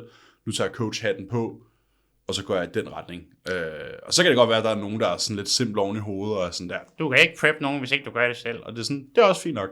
Du har preppet før. Jeg har preppet før, og sådan, ja, det kan godt være det lang tid siden, men sådan... Nej, det er det ikke, du gør det i foråret. Ja, præcis. Men sådan, I know the trenches, og sådan, du ved, og hvis man har det sådan lidt, man holder det imod mig, sådan, at jeg stoppede min prep prematurely, fordi jeg rent faktisk lyttede efter at mærke, hvordan jeg havde det, og rent faktisk agerede på en voksen og fornuftig måde, så må man gerne have det. Det er sådan, ja, i hindsight havde det været en rigtig, rigtig god idé for mit mentale helbred at færdiggøre preppen. Det kan jeg sagtens indrømme. Jeg kan sagtens indrømme, at jeg strugglede rigtig, rigtig meget, efter jeg stoppede den der prep. 100%, og vi kan sagtens deep dive på de her ting, fordi nu er det sæson 2, nu er vi lidt mere voksne. Og sådan, og ja, det havde været en god succesoplevelse. Og det havde været fedt at få følelsen af sådan at færdiggøre det her. Men jeg fortryder ikke, at jeg stoppede det, fordi at det satte mig også i en position, hvor jeg var nede og skrave. Og du kan ikke komme op, mindre du har været nede og skrave bunden. Og så får du bare sådan et upwards trajectory, sådan bagefter, hvor du sådan der, okay, nu skruer vi op for kedlerne, nu skal der fucking ske noget. Og samtidig med, at man så tager det her valg om at lægge æggene over i coaching-hatten, jamen super, så er det også det, du excellerer på. Og så alting sker en årsag, altså sådan på en eller anden måde, ikke? Og sådan, den situation, jeg stod i, efter min prep, gør så også bare, at den situation, jeg står i nu, er noget, jeg selv har gjort. Altså sådan, for jeg var nødt til at komme ned og skrave, og jeg sådan, nu tager det der fucking sammen, mand. Ja. Og have den der interne monolog, og så ligesom excellere på det, ikke? Og gøre de ting, der var nødvendige for at komme ud af det hul, ikke? Så sådan, på en eller anden måde, du ved, så er der sådan, der er no regrets, der er selvfølgelig fordele og ulemper ved alting, men sådan, i det store hele billede er jeg rigtig glad for, at de beslutninger, jeg tidligere har træffet, gør, at jeg står her, hvor jeg står i dag. Fordi jeg ved ikke, hvordan det havde set ud, hvis jeg havde gennemført dem. Nej. Ja, og man kan sige, du vil hellere fortryde noget, end at tænke, hvad nu hvis, ikke? Jo, jeg vil hellere... altså sådan, generelt. Ja. Det er bedre at fortryde noget, end aldrig at have gjort det. Du startede jo den her prep på et tidspunkt, hvor i hvert fald en hindsight, at du vidste, om du skulle ikke. Det var ikke pisse meget tidspunkt sammen på. Bedste tidspunkt. Men du gjorde det alligevel, og så fandt du ud af, at det skulle jeg ikke. Det skal jeg ikke, det her. Ja, præcis. Den erfaring havde du ikke haft, hvis du bare fra starten havde været sådan, det er ikke et godt tidspunkt, vil jeg bare være. Ja, præcis. Altså for at runde den af, du har taget coach-hatten lidt mere på. Den er trykket ned over ørerne, du. Ja. Nu har jeg så et sindssygt dårligt hattehoved, men men den er nedover. Du har i hvert fald ikke kaskethoved. Du har måske et beanie-hoved. Ja, det kan godt være. Men ja, vi er jo begge to stadig bodybuilder, og vi lever begge to af vores klientel. Ja. Så vi er jo begge dele stadig. Ja, 100%. Jeg vil også sige, lige for rundt den af, sådan, der er også forskel på, hvordan man stiller op. Der er jo nogen, der stiller op og er i prep hvert år. Hver halve år nærmest, ikke? Hvor sådan, nu kommer det til at være, når jeg rammer scenen næste gang, så er det igen 2 år siden, jeg sidst var det. Sådan, så der er jo også forskel på, hvordan man er som atlet. Tilgår tingene, ja selvfølgelig. Ja. Jeg kunne bare mærke, det der var det scene for mig, det var sådan, det var mere parten omkring det superfysiologiske. Ja, det kan jeg godt forstå. Den her risk. Hvor jeg var sådan der, nej, jeg gider ikke. Nej. Altså sådan, forstår du, hvad jeg mener? Der er heller ikke nogen grund til det. Nej, præcis, men det var det, der ligesom sådan begyndte at dæmre. Det var sådan der, det har jeg faktisk ikke lyst til at gøre, fordi sådan, the reward is not big enough. Altså sådan, så jeg ved jo godt, at det ene hænger sammen med det andet. Ja. Altså sådan, hvis du gerne vil stille op på den her måde, så er det en del af det. Og sådan, det havde jeg bare ikke lyst til. Altså sådan, der var jeg sådan, nah. Det er også det, der kommer, hvis der er noget, der kommer til at call it quits for mig, så bliver det helbredet. Altså nu skal vi to jo have lavet en hjertescanning her i september og sådan noget, og så er det jo 14 dage. Lige knap 1,5 år siden, jeg sidst fik lavet en. Det bliver også interessant at se. Ja, så kan man lige tage bestik på situationen. Præcis, og sådan, det bliver den del, der kommer til at call it quits for mig først. Hvis, altså, forhåbentlig sker det ikke. Altså, der er jo nogen, der kan bodybuilde i 20 år og gøre de her ting, uden at have nogen reelle komplikationer. Det er så langt, så godt. Men det kan jo ikke fortsætte for evigt, og det er jo også derfor, at vi alle sammen en eller anden dag skal stille træskoene, skulle jeg til at sige, stille bodybuilding. Hænge trunks. Atlet til at hælde trunksene op, ikke? Forhåbentlig inden vi stiller træskoene. Ja. Fuck at dø, så længe kisten er tog, ikke? Ja, præcis. Ja, så sådan, det bliver helbred, eller også så bliver det bare sådan en... Nu synes jeg sgu, det er sjovere at coach. Ja. Lige nu synes jeg, det er fucking sjovt at coach, og jeg synes, det er fucking fedt at bodybuilde selv. Og jeg havde ikke den bedste prep sidste år. Nok den dårligste prep, jeg nogensinde har haft. Det var min første. Men efter det... But besides that. Ja, besides that one. Og jeg har bare brug for... Jeg skal fucking prep. Og sådan, jeg er lidt ked af, at det er blevet udskudt, for jeg er virkelig sådan tændt. Ja. Jeg er virkelig tændt for det nu. Og har været en sindssygt god bodybuilding groove i år. Men jeg tog også en lang pause. Lang pause. Det er jo relativt. Sidste år efter min prep, der havde jeg en 6-8 uger, hvor jeg prøvede så godt som jeg kunne at lægge atleten frem mig og gøre ting mere lystbaseret. Og det gjorde, at jeg kom tilbage med 180 sådan nogle pauser, ikke? De er så nice.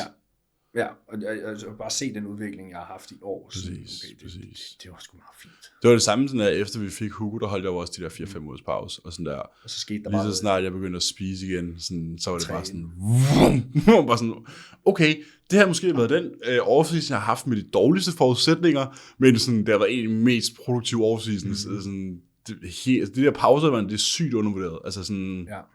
Hos folk der er sådan, men Kevin Leroney, han holdt altid 2-3 måneder fri hvert år. Sådan, det kan jeg godt forstå, han gjorde. Fordi sådan bro, that shit's magic. Så sådan virkelig, jeg ved, Sibum gør det samme. Altså sådan en måned efter Olympiaden, var sådan, bro, jeg skal ikke lave en skid. Og sådan, nu ved jeg godt, at han er så tæt på sit cap og sådan noget, men det er, sådan, det er virkelig undervurderet at tage en periode, hvor du rent faktisk går hen og bliver sådan detrained. Ja. Og måske kun spiser sådan 2-3 måltider om dagen, og sådan, du ved, bare lige lægger det helt på hylden. Skruer alting helt ned, ja. og så rammer du den bare benhårdt igen, ikke? Ja, det er jo det med, du siger, både, det er så lidt mere mentalt, det du siger med, at når man kommer ned, så kommer man op, ikke? Men det er jo lidt det samme der. Det er jo typisk, at hvis du er lidt ved at brænde ud i ting, whatever det er, om det er mad, om det er træning, sådan noget, tag en pause. Og lur mig, hvis passionen stadig er det, så kommer du tilbage med højere hastighed, ikke? Men det var undervurderet. Men jeg tænker, om vi skal... Rent faktisk svare på nogle spørgsmål. Ja. Så fitnessindustrien, den er blevet bedre. Ja. Ja, det er godt. Ja, nej, spørgsmål.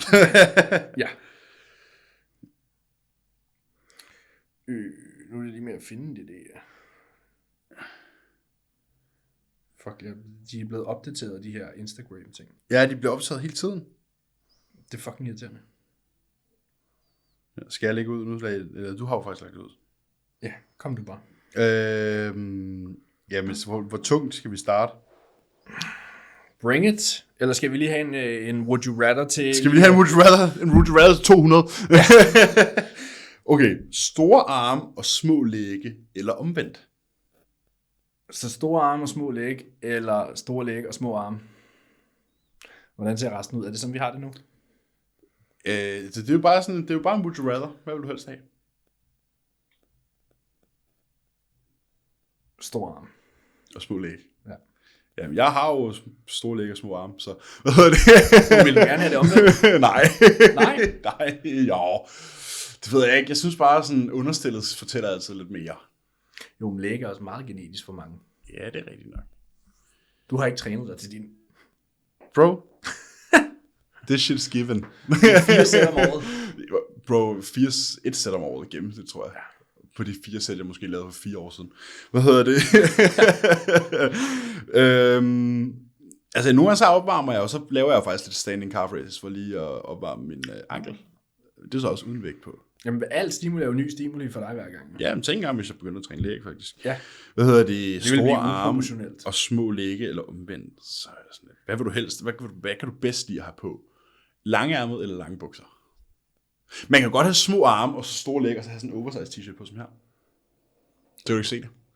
Nej. Men du kan se læggene, ikke? Bum. Så jeg har stadigvæk. Men når du så skal have skjorte og jakkesæt på, så er det lidt fedt, at der er noget at fylde ud i armene. Ja. Men hvor tit har du det? Altså nu som god. Jeg er jo i en situation nu, hvor hver gang jeg skal have pænt tøj på, så er jeg nødt til at gå og købe et sæt. Jamen altså, jeg havde jo... Det eneste sådan rent genetisk blæst, jeg har, det er min quads. Og og de er ikke med i spørgsmålet. Så jeg startede med små læg og små arme. Og Shit. nu har jeg fået et par okay læg og et par okay arme. Ja.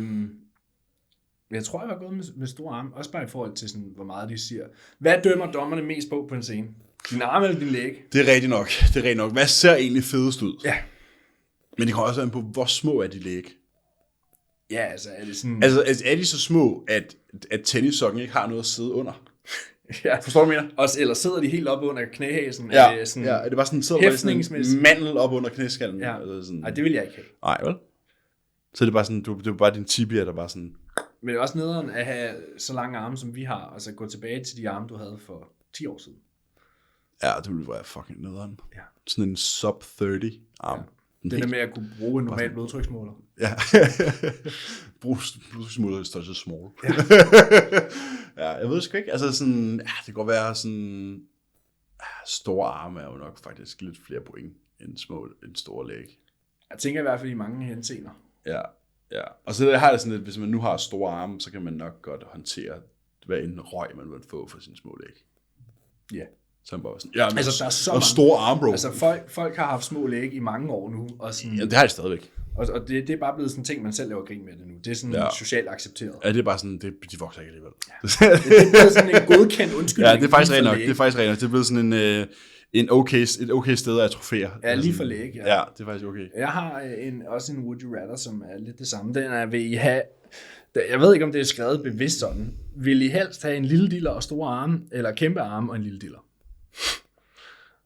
Jeg tror, han mener omvendt. Ja, ikke? Store arme, små tissemand, eller stor tissemand, små arme. Der vil jeg jo sige, så vil jeg hellere have pakken og de små arme, fordi de små arme kan jeg gøre noget ved. Ja, enig. 100%. Men jeg vil ikke bare rende rundt med store arme. You cannot grow this one. Nej, du kan ikke gøre så meget dernede. Du kan ikke bare hænge en sten i den eller træne den. Nej, folk har prøvet. Ja, vi har prøvet. Jo mere du hiver i den, jo længere bliver den ikke. Nej, det er ikke sådan, det fungerer. Det er ikke sådan en... man kan jo sige, det er faktisk den eneste muskel, der kontraherer uden at vokse. Ja. Ikke? Også selvom der er progressive overload. Også selvom der er progressive overload. Ja. Så der var helt klart gået med små progressive friction. Ja. Jeg vil hellere have en stor tidsmand og små arme, fordi så kan jeg træne mig til en stor arm. Ja, og så kan man bare altid have... Vi er også heldige, og så kan du bare, og så kan man altid bare have grå sweatpants på, uden underbukser, så er ikke nogen, der kigger på dine arme alligevel. Der er sådan nogle cykelshorts. Bare sådan et par lysegrå gas tapered joggers på, uden underbukser indenunder, og så er der ikke nogen, der kigger på dine arme alligevel. Nej. Så sidder de sådan bare sådan, okay, ja, det er ikke engang løgn. Det er bare sådan dominant. Hvis du så har sådan en her på, så er der slet ikke nogen, der tvivler på noget som helst. Nej, så er de sådan, okay, jeg må kæmpe arme. Det er bare big dick energy. Ja, det er bare big dick energy. Nå, bring it. Ja, den har vi taget. Jeg tænker, vi når nok ikke dem alle sammen i dag. Nej. Fordi jeg har sådan der 10, 11. Ja, jeg har en 4 med guf på stadig. Okay. Kan man have for meget fokus på kontakt til musklen, som muligvis skal tilbageholde ens progression? Det har vi jo... Det har vi faktisk lige vendt. Det er også der, hvor jeg lige tænkte, at vi ville aflive den her med det samme. Ja. Og ja, det kan man godt. Ja, det vil jeg også sige. Jeres... Skal I lige tage en ekstra så? Vi har nogle lightweight nogle her. Ja. Jeres holdning til weight gainer. Er det spild af penge eller smart til en travl hverdag? Jeg synes, det er spild af penge. Jeg vil nok lave min egen. Det er det, jeg mener med det spild af penge. Fordi det, du får i en weight gainer, i hvert fald dem, jeg plejede at købe.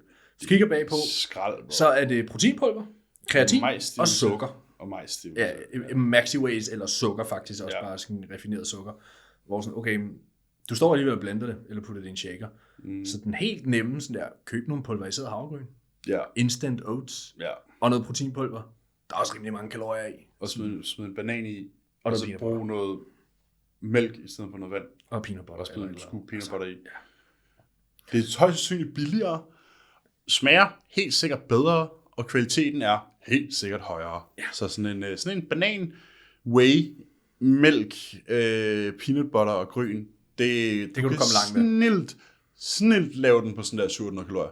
Bro, easy. Altså 100 gram havregryn, så er det 400 kalorier. Ja. 100 gram havregryn, 400 kalorier. 50 gram proteinpulver, det er 600 kalorier samlet. Så har du en banan, 700 kalorier. 30 gram peanut butter, det er 900 kalorier. 1000 kalorier.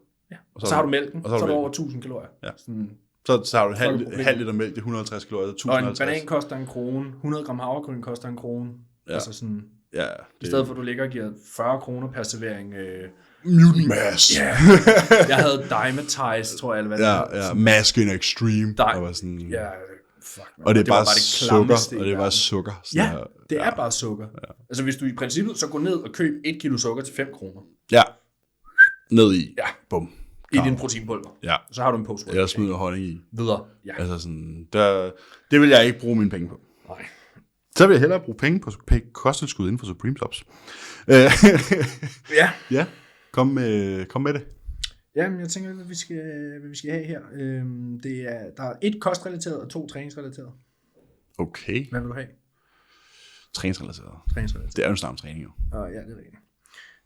Hvorfor laver I sets i højere rep ranges, og så står der i parentes 8+, når det giver mere fatigue for samme stimuli? Jeg vil lige sige, hvis man mener 8+ er højere rep range, så er jeg uenig i den kendelse. Det er jo relativt. Hvis du er strongman, så er alt over 5 jo. Høj rep range. Jeg vil nok egentlig klassificere under 8 som en lavere rep range. Ja. Sådan en 8-15 som en normal rep range, og 15+ i en højere rep range. Ja, det er faktisk et meget interessant spørgsmål. Ja. Jeg ved ikke lige, hvor udsagnet om, at du ikke får mere stimuli, altså sådan, Nej, der står samme stimuli, men mere fatigue, når det er 8+. Ja, men vil det så bringe mere fatigue? Fordi hvis du skal flytte den vægt for flere reps, så vil der være mindre load på. Mm-hmm. Så vil den være mindre taxerende. Og det er jo, hvad er det for en fatigue, vi snakker om? Præcis. Fordi som bodybuilder, ja, så er volumen den største driver for fatigue. Medmindre du er absurd stærk og træner som Jordan Peters, så er det load. Fordi der er ikke meget volumen, men der er ekstremt meget load. Så volumen er selvfølgelig en driver af fatigue, men det er en anden fatigue, end når du skal dødløfte en 5 rep. Det kræver en centralnervesystems fatigue. Præcis. Ja, tak. Og jeg ved godt, hvis jeg skulle gennemføre en bendag, og lad os bare sige, at vi kører en, hvor alt er 8 eller under, og en anden er 15 eller over. Der er selvfølgelig også en mellemting der. Men jeg ved godt, hvad jeg vil være mest ristet efter. 8 under. 8 under. Fordi hvis jeg skal hack squat under 8 reps, hvis jeg skal dødløfte under 8 reps, eller stivben, eller whatever, sådan benpres. Så kan du køre 3 sæt, og så er du toast. Det kan ikke altså sådan det kører 1, og så skal jeg have 10 minutters pause. Ja, præcis. Ja, jeg tror, det her, det er faktisk også det er meget interessant, det her med rep ranges. Det er virkelig godt spørgsmål. Det er fucking fedt spørgsmål. Fordi der har været sådan en tendens til, at mange folk har sådan en... de har fikset rep ranges på den måde, at alting er sådan, du ved, 5-8, 8-12, eller 6-10, 10-15, på alle øvelser. Hvor jeg kan godt lide at se på det som værende sådan, okay, du har en øvelse. Og en øvelse, der er nogle forskellige ting, der skal spille. Der er noget alignment, der skal være i orden. Der er noget strength profile, resistance profile, der skal være i orden. Men der er også en ting, der hedder ekstern stabilitet, der skal være i orden. Din anchoring skal være i orden. Og jeg har det sådan lidt, at desto højere en rep range du vælger, desto lavere et load laver du det med. Og desto mindre leger du på ekstern stabilitet. Så jeg har det sådan, i mit program, og den måde, nu laver jeg som et eget træningsprogram, fordi det kan jeg godt lide. Det gør jeg også. Og det gør du også. Men sådan, jeg har det sådan lidt, okay, hvis jeg har en øvelse som en hack squat for eksempel, hvad kan være mine determinating factors i en hack squat? Det kan være den forbrug af ilt, jeg skal lave for at lave et sæt. Okay, så det begrænser mig til, at alt over 12 reps begynder at være sådan lidt, alt over 15 reps begynder måske at være sådan lidt urealistisk i forhold til mængden af oxygen, der skal omsættes i kroppen, fordi jeg har store ben. Ja. Super. Så har vi, så er vi under 15. Så har vi så en ting, der siger sådan, okay, jamen, hvad jeg argumenterer for, at vi kan lave noget i en lavere rep range? Hvad er problemet der? Jamen, der kan udfordringen jo være, at hvis du misser dit brace på en vægt, du kan tage for 5-8 reps, så fejler du dit sæt der. Fucked. Og så misser du potentielt ud på en 3-4 reps, på grund af en dårlig rep. Okay, så vi altså over 8 og under 15. Okay, jamen hvis jeg skal kunne have et effektivt sæt, hvor jeg kan apply tilpas meget mechanical tension, med god udførsel, med god bracing ability, uden at være fuldstændig smadret i mit enten centralnervesystem på den lave rep range, eller mit kardiovaskulære system i den høje rep range, jamen så ligger jeg på et sted med 8-12. Ja. Og ved du hvad? Så kører jeg 2 sæt der. Ja. Jeg fik faktisk det her spørgsmål af en klient den anden dag også med sådan, hvorfor arbejder jeg i forskellige rep ranges? Hvor så sådan, okay, men der er også noget anekdotisk skill obtain her, hvor sådan, hvis vi sammenligner 2 øvelser, du har en dumbbell lateral, det er væsentligt nemmere at holde en god eksekvering i en 10 plus, eller en 8 plus, og whatever, hvor grænsen går. Hvis du beder nogen lave en 5 rep lateral raise, så slipper formen højst sandsynligt langt før, end den gør. Ja, den slipper procentvis meget før, end hvis du har en højere rep range. Ja, sådan, hvor præcise er de reps sammenlignet. Og afhængigt af, hvor godt skill man har også sådan, at lave en lat pull-down. Der føler også, jamen, hvis du laver en 6 repper i en lat pull-down, så er eksekveringen typisk heller ikke helt så god, som havde det været en 12'er. Med mindre, at hvis så eksekveringen er så god, så er det så også, fordi du er fucking skilled. Ja. Altså sådan, så det er sådan, jeg har det præcis på samme måde, det her med sådan, din rep ranges, du arbejder i, afhænger af dit skillset, og din mulighed for anchoring eller ekstern stabilitet i en givende øvelse. Fordi sådan, og er også rent anekdotisk. Altså sådan, når jeg leg presser for eksempel, der er ingen sæt under 5-20. Nej. Fordi jeg kan godt lide at lave 20-25 reps. Men det er også, en benpres bliver bare ekstremt taxerende, hvis du skal lave en 8'er. Præcis. Og det er også noget, nu skriver jeg lige en note til mig selv, så jeg glemte det, det er også noget med styrke. Hvor stærk er du? Præcis. Og hvor skilled er du i princippet også. Ikke? Præcis. Fordi hvis en, der ikke er særlig stærk, siger, men det er ikke taxerende, jeg laver en 6 rep i dødløft, han har måske også 100 kilo mindre på, end jeg har. Ja, og har en range of motion, der er 10 cm kortere. Ja, så sådan, der er jo ting at tage med i sine overvejelser der. Altså, det er jo individuelt. Ja, men på så mange punkter. Jeg tror, man skal passe på med det her med at beslutte sig for, jeg arbejder kun i 6-10, 10-15. Fordi der er bare øvelser, der ikke gør sig særlig godt i de rep ranges. Ja. Og så det er bedre at variere tingene, og så måske sige, jamen så så har du, når du skal træne din biceps for eksempel, så har du måske en bevægelse, der træner det spændte punkt, som er mega stabil. Fordi du har en preacher curl. Du har mega god mulighed for sådan der, dreje kroppen, synke ned i bænken, virkelig brace den. Okay, fint nok. Så der er rigtig, rigtig meget anchoring, der er rigtig meget ekstern stabilitet, så lad os lave den i sådan 6-10. Og så hvis du skal over og lave en dumbbell hammer curl bagefter for eksempel, som ikke er særlig stabil, jamen den kan du så tage en højere rep range, tvinger dig til at bruge det lavere vægt, tvinger dig til at ikke fejle. En low cable curl. Præcis, eller en low cable curl. Hvor der er mindre ekstern stabilitet. Ja, præcis. Så det tror jeg måske også er en ting, for det har vi også selv gjort meget. Det der med sådan, alting har været 6-9, 10-15. Det er nok en af de ting, jeg har ændret mest ved min træning i år. Præcis. Jeg har virkelig strugglet med at gro min overkrop. Sådan generelt, i forhold til ben i hvert fald. Sådan, og ben, der har jeg jo både lavet 6-9 og whatever, jeg kan lave. Tunge squats, let squats, jeg kan det hele. Men sådan overkrop, jeg var jo nemlig lidt stuck i det her med sådan, jeg skal jo lave de her 6-9 pres. Og sådan, jeg havde jo altid et 6-9 sæt på både min incline pres, min flad pres, min dip, whatever.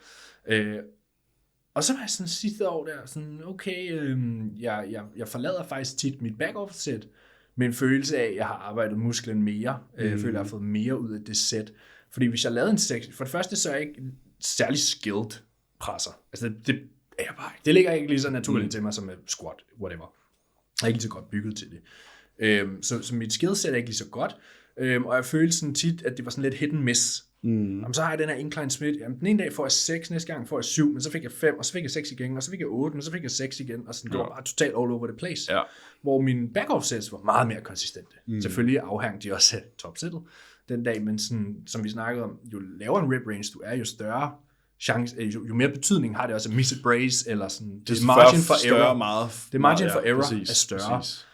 Så jeg gjorde den ting, jeg var sådan her, okay, men nu prøver jeg lige at abstrahere fra den her. Der har været lidt stuck in your ways. Man var jo stadig, vi trænede stadig forskellige rep ranges. Din pres var en 6-10, 10-15, og så havde du en fly, der var en 10-15, 5-20. Vi trænede stadig i alle rep ranges. Det med at sige, okay, jamen for mig, der synes jeg egentlig, det her med at ligge på den anden side af de 8 eller 10, for den her type bevægelse, eller den her muskelgruppe har virket bedre. Så i år, der har alle mine pres hed 8+. Det er typisk sådan en 2 sæt 8-12 faktisk, på en pres. Fordi jeg samtidig også følte, hvis jeg kom på den anden side af 12, over 12, så var det ligesom sådan, så mistede jeg også mit brace og sådan ting styret til nogle forskellige steder. Og sådan. Jeg følte mig mest produktiv mellem 8 og 12, når jeg pressede. Og hele min topline har progresset som aldrig. Vastly improved i år. Præcis. Og samme gælder min rygtræning. Jeg laver ikke længere 6 reps pull-downs. Jeg har faktisk også gået lidt mere over til ikke at have top- og back-off-sæt, hvis vi skal kalde det. Jeg hader også måden, folk bruger de termer. Top-sæt er jo egentlig bare dit første sæt. Back-off er dit andet eller tredje. Ja, præcis. Top-sæt behøver jo ikke være tung. Det er bare dit første sæt. Det er der, du er fresh. Så også i stedet for time efficiency, sådan, hvis du har 3 sæt på en single lat pull-down, og du skal stå og skifte vægten på 2 sider 3 gange i løbet af den her øvelse, så var sådan, okay, der er 50 kilo på, jeg får 15 i første, så får jeg 12 i andet, 10 i tredje. Det føles godt fint. Videre. Præcis. Og det samme gør jeg. Og jeg er vokset som aldrig før. Præcis. Lateral raises, det er typisk sådan, at 3 sæt 12-15. Ja. Så kan det godt være, så skifter jeg bare vægten ud. Ja. Men sådan, jeg tænker, okay, hvad er en nice rep range at køre en dumbbell lateral i? Chest supported dumbbell lateral. Jamen, det er jo sådan en 10-15, 12-15-agtig. Sådan, men så gør jeg det, og så går jeg bare lige en håndvægt ned hver gang. Ja. Og sådan, fordi så du fjerner sandsynligheden for at blive sløset bliver mindre, så du kan rent faktisk, samlet får du et mere kvalitativt sæt. Altså sådan, og det er jo det, du gerne vil have. Altså sådan, så kan det godt være, at vægten, der bliver brugt, er lavere, men den samlede tension på musklen er højere. Stimuli blev nævnt, ikke? For den samme stimuli. Du får den samme stimuli, hvis du tager dig lige så langt til failure. Det leder efter. Det er jo de effektive reps, ikke? At ramme muskulær failure. Men ja, der er mere, hvad kan man sige, gået så en junk volume ved at lave højere reps. Men hvis det gør, at mine sidste reps er de mere præcise, og jeg får det ud af dem, jeg gerne vil have. Det er nemmere at håndtere et lavere load. Ja, det er nemmere at holde sættet standardiseret, end at du all over the place med eksekvering, og fra uge til uge er det hit and miss, og du ikke helt har skill på plads i den øvelse endnu, og du måske stadig rammer failure, tror du, men sådan, du har også fuldstændig ristet dit nervesystem bagefter. Ja. Så er det ikke det værd. Nej. Og det er jo også, hvad synes man er sjovest, og hvad fungerer bedst for en, og jeg hader det term, hvad fungerer bedst. Men det er jo bare det her med, hvor du er god. Ja. Ikke? Ja, 100%. Jeg ved, for dig, der det fungerer det helt fint at presse under 8. Ja, sagtens. Det kan jeg sagtens. Ja. Men det er faktisk også stoppet med. Men det er måske mere skadeperspektiv. Det er også et element. Det er mere bare sådan lidt, altså sådan, nu, jeg har lavet min træning lidt om, så sådan, nu har jeg 2 pres på min push-dag, som for 3. Vi har altså haft 3, du ved. Sådan, så er der en incline og en flad og en decline. Men nu er jeg bare sådan, okay, jeg har de her 2 øvelser, som jeg synes føles fucking nice. Jeg vil gerne have 6 sæt pres, jamen så laver jeg 3 sæt på hver. Ja. Og sådan, det første vil typisk være sådan 8-12, og så de 2 andre er sådan 12-15 i 2 sæt. Og sådan, den måde, den stimuli, det føles som om, jeg modtager på de her pas, efter jeg lavede det her om, er sådan der helt åndssvagt. Altså sådan, nu ved jeg godt, at man ikke skal begynde at snakke om DOMs og sådan noget, men jeg bliver rent faktisk øm. Altså sådan, jeg får rent faktisk følelsen af sådan en novel stimuli, fordi jeg virkelig sådan der, jeg har en vægt, jeg kan kontrollere i en bevægelse, der passer rigtig godt til, hvordan jeg er struktureret, og jeg kan tage mine pecs både til failure, men også inklusive partials, fordi vægten er ikke så høj, at den er skadeslimiterende. Nej, og følelsen fra gang til gang er også meget mere consistent. Præcis. Ja, fordi når jeg sætter mig ind og presser noget, som måske er lidt lettere, som vil typisk være plus 10 reps, så kan jeg lave en rytme. Ja. Jeg skal ikke sådan der brace og trække vejret, jeg kan bare køre en rytme, bare sådan oppresse, altså sådan, jeg kan bare køre dem. Det er bare sådan, jeg rocker bare sådan frem og tilbage, og får sådan på en god måde. Jeg rocker frem og tilbage på sådan en kontinuerlig måde, hvor alle reps bliver standardiseret, fordi loadet er til at håndtere. Ja. Så sådan, det er noget, jeg synes, der er værd at tænke over. Ja, selvfølgelig skal man have et tungt arbejde, men sådan, blandt tingene på den måde at sige, okay, men den her øvelse, den tilpasser sig bedst til, at jeg kører en højere rep range på grund af den måde, den føles på. Og den her øvelse passer måske bedre til en lavere rep range på grund af den måde, den føles på. Ja. Og så gør det. Og altså sådan, stabilitet du behøver ikke have din hack squat i både 8-12, 12-15, 15-20. Så kan du have 2 sæt 8-12, og så kan din benpres være i den anden ende. Ja. Og så kan det godt være, at der er en eller anden science guy, der stitcher det her og går helt amok over det. Men sådan, altså, det fungerer bare at vælge en rep range til den givne øvelse, frem for at vælge øvelsen og give den en fast, låst rep range. Altså sådan. Og når det er sagt, så vil jeg også sige, rep range er den mindst vigtige ting, når det omdrejer programmering. Ja. Altså, hvad for nogle øvelser du vælger, i hvad for en rækkefølge, er langt vigtigere. Hvor stabile de er. Ja. I hører, altså sådan, hvad for en øvelse er det, og hvad for en rækkefølge ligger øvelserne i forhold til, hvad er dine prioriteter, er 1000 gange vigtigere, end er det en 8 rep, en 6 rep, eller en 12 rep. Bare tag den til failure. Ja. Og hvis du føler, at du er bedre, altså hvis du får mere, det er ret simpelt. Uge 1, gå ind og lave en 6'er. Uge 2, gå ind og lave en 12'er. Ja. Hvad føltes? Hvor føler du, at din muskel bliver mest takseret? Ja. Kæmpe stor, fed understreg under muskel, ikke ego. Ja. Så sådan, stop med egoløft. Og sådan, det er også lidt, bro, du er ikke styrkeløft, du er bodybuilder. Så det handler om at stimulere muskel. Ja. That's it. Ja, jeg sad faktisk og jeg skulle finde et eller andet i min Instagram, og så rullede jeg tilbage til, jeg tror det var 21, hvor jeg sidder og kører en vægt i en presmaskine nede i Copenhagen Gym. Og så slog det mig, at jeg havde mere vægt på det, end jeg har nu. Men der var min røv helt frem i sædet, du ved, gjorde pressen til en helt, det var en presning, så røven helt frem i sædet, og hver rep har ligesom en stor brace, som var det en 5 rep hack. Og de der scapula der, de var bare, de var bare pinch back, mand. Helt frem nærmest også, ikke? Hvor sådan, som du siger nu, der er det meget mere kontinuerlig bevægelse, der er mindre vægt på, jeg sidder ikke lige så adjusted, for at kunne kompensere for mere load. Men din tension på musklen er langt større. Jeg havde lavet 2 sæt på den der, så var det sådan, videre til det næste pres, og nu der laver jeg 3 sæt, så er jeg sådan, jeg går hjem. Min pecs er helt fucked, ikke? Ja, præcis. Og det er jo sådan en ting, det kan godt være, at jeg trænede 10 år før, det gik op for mig sådan der, måske at jeg ikke behøver at lave en 6-repper på min pres, eller min pull-downs. Præcis. Stort set alt mit upper body work i år har været i den højere rep range. Ja, same. Og jeg vokset. Der er selvfølgelig også andre ting, der... Ja, det er klart. Men sådan... Vi fik faktisk lidt rundet et andet spørgsmål af der, fordi Peter har spurgt, hvordan ser jeres træning ud nu? Har I ændret noget radikalt ved den? Lengthen partials? Jeg har faktisk tænkt mig at eksperimentere med det i min næste growth phase. Og sådan køre flere integrated partials. Ikke partials som en extension, men flere integrerede partials i altså quarter reps. Ja, quarter half, du ved, som for eksempel integreret length and range bias. Det kommer primært til at være length and range, jeg kørte i. Og så tænkte jeg egentlig mere at have sådan, jeg roterer det, fordi jeg kan godt lide det her med at have 2 rotationer. Jeg føler ikke, at jeg bliver lige så træt, burned out i det. Og så ligesom sige, det kan godt være, at nogle øvelser går ligesom igen, så jeg har min pull-around hver uge. Men så den ene uge kunne jeg jo have integreret length and range partials. Det vil jeg inkorporere på. Bare for at eksperimentere med det og sige, sådan, hvad er takeaway fra det her næste growth phase? Ja. Jeg tror, at min træning min træning er blevet simplificeret. Ja, der er ikke noget, der ændrer sig radikalt. Der er ikke noget, der ændrer sig radikalt. Sådan, ideologierne er stadigvæk det samme. Kom ind, apply mere attention fra gang til gang, voksmuskelmasse. Men min træningsprogrammering ændrer sig, og sådan den måde, nu har jeg trænet sammen med Mads, og vi ser heldigvis rigtig meget eye to eye, og det er også derfor, vi kan træne sammen, fordi vi er meget enige om rigtig, rigtig mange ting, og det gør også bare, at træning har et helt andet flow. Og sådan, det er en blanding af at være well thought out, men stadigvæk have et træningsprogram, hvor man kan give den gas. Og det føler jeg klart, at sådan, min træning er bedre nu fra et sådan internal feel, end den har været nogensinde. Altså sådan, der er ikke noget af det, der føler sig sådan, som en pligt. Alting er sådan der. Det er sjove bevægelser, der passer til mig, så passer til de weak points, jeg har i min fysik, som gør, at jeg synes, det er sjovt at træne, og at jeg har en god oplevelse. Og det er sådan set det allervigtigste. Fordi sådan, det er vigtigt, at dit træningsprogram er sjovt, og det holder dig sådan der op på dupperne, hvis du skal fortsætte med at lave progression. Yep. Det, der har ændret sig mest i vores træning, tror jeg, det er det her med at være mindre stok.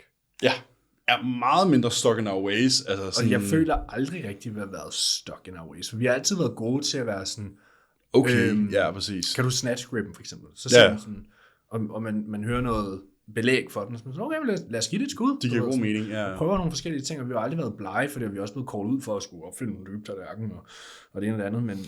Jamen, industrien udvikler sig også.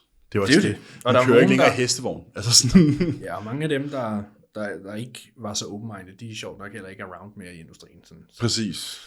Ja. Så det der med sådan at keep an open mind, og sådan selvfølgelig må man godt have noget, men altså jeg har det jo også sådan et, keep an open mind, men jeg begynder jo ikke lige pludselig at coache folk med en high volume approach, fordi jeg ved godt, hvad jeg har det bedst med, og hvad jeg har set bedst resultater med. Så sådan, man er jo stadigvæk biased, men man skal bare ikke være så stuck, at man sådan ikke lukker noget ind, og ikke prøver noget nyt. Aldrig ændre noget. Nej, præcis. Og sådan, nej, det duer ikke. Sådan, hvis en klient kommer med forslag til mig, sådan der, hey, jeg tænkte på den her øvelse, eller det her måltid, eller whatever, du ved, de kommer med et forslag til noget, kan vi ikke prøve at gøre sådan? Jo. Medmindre jeg selvfølgelig er uenig. Ja. Og jeg nogle gange er sådan... Ja, men der spiller ikke for, det er helt fucked. Ja, og du måske lige ved bedre, ikke? Og lige det med erfaring. Sådan, det er ikke godt i praksis. Men der er altid sådan, ja, giv det et skud. Let me know. Ja, men det er også, nogle gange så prøver man noget nyt. Du ved, nogle gange, jeg sad og lavede træningsprogram i går til en eksisterende klient, og sådan prøvede noget nyt i programmeringen, og så var jeg sådan, ja, lad os se, hvordan det går. Hvis han melder tilbage, det er noget fucking lort. Jamen, okay, så lader jeg bare være med at gøre det. Altså sådan, det er jo sådan en trial and error, altså sådan at være sådan, okay, men kan vi måske udvikle os på en anden måde, hvis vi forsøger at lægge og omstrukturere tingene ind på en lille smule. Og det er jo sidste ende, det bodybuilding handler om, ikke? Den her uendelige progression, eller sådan udvikling. Ja. Ja. Det var faktisk et rigtig godt sted, hvis man lige skulle stoppe podcasten, så var det faktisk sådan. Jeg har en mere, den nutrition biased. Jamen, så lad os tage den, så kan vi gemme den til næste gang, vi optager. Ja, jeg ved, der er en med spice, det kan blive næste sådan. Det kan blive næste store, emne. Ja, lad os gøre det. Ja. Peter spørger, hvad er fordelen ved at spise mere på træningsdag og mindre på restdays? Ja, altså... Der er jo, det bedste argument vinder jo altid, kan man sige. Fordi det her det er jo en interessant debat. Fordi der er jo nogen, der er uenige, og nogen, der er enige. Fordi nogen vil jo mene, at man skal spise mere på sin hviledag, eller det samme. Fordi at så har du et større surplus, fordi så kan du recover hurtigere. Jeg kan sagtens se argumenter for det. Men samtidig så tror jeg også bare, sådan den måde, vi er bragt op på, den måde, vi er skulet på, er det her med sådan, de dage, du træner, har du større output. De dage, du træner, har du brug for et større input. Og det her med sådan peri-workout nutrition, sådan der pre, intra, post, hvor det er sådan, okay, men der er idé i at bruge flere kulhydrater, mere mad på det her træningsvindue, fordi du kan få mere ud af det. Du har elevationen af de GLT-4-enzymer, post-workout, til dels også intra-workout, hvor du så også har nogle hurtigt optagelige carbs, som en klodsedextrin, og sådan, du har brug for mere mad, altså sådan omkring på din træningsdag, og så kan man i nogle perioder måske spise lige så meget på sin hviledag, så bare omstrukturere det, det er også helt fint, men sådan, jeg taler stadig for, at behovet for kalorier og kulhydrater, nævnligt kulhydrater, på din træningsdag er større, fordi du træner. Nu lader jeg bare lige devil's advocate. Fordi du ved, jeg er enig. Ja. Okay, så du siger, der er fordel ved at spise flere kulhydrater på sin træningsdag, og så måske have det højere fedt på sin hviledag. Men det udelukker jo ikke at have det samme kalorieindtag. Nej, det gør det ikke. Nej, det er rigtigt nok. Og jeg tror også, det er faktisk rigtigt nok. Det jeg tænker jo bare straks i... Ja. Hvad hedder det? Fordi jeg tror også, hvis man kigger på... Hvis du kigger på den måde, jeg lavede madplaner på for 2 år siden, og den måde, jeg laver madplaner på nu, så er gabet mindre. Fordi makrofordeling i procent er anderledes. Og så kommer man tilbage til det her, der er måske et 10-15% forskel i kalorier. Reelle kalorier. Men der er måske et 25-30% forskel i kulhydrater. Ja. Fordi fedtet er det højere.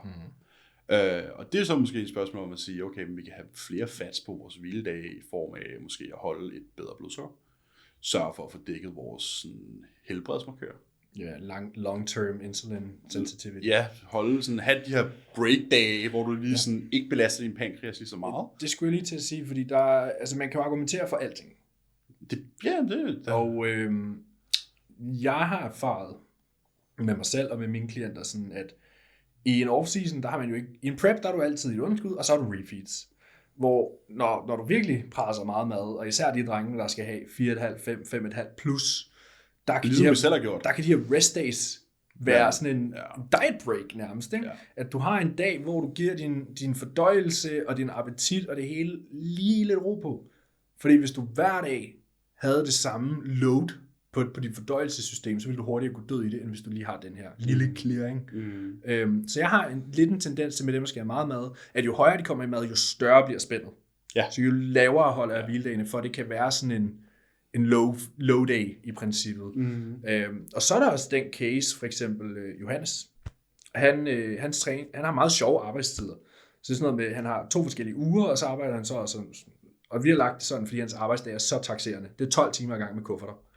Så der har vi lagt hans træningsprogram sådan, at han har træningsdage, når han er fri.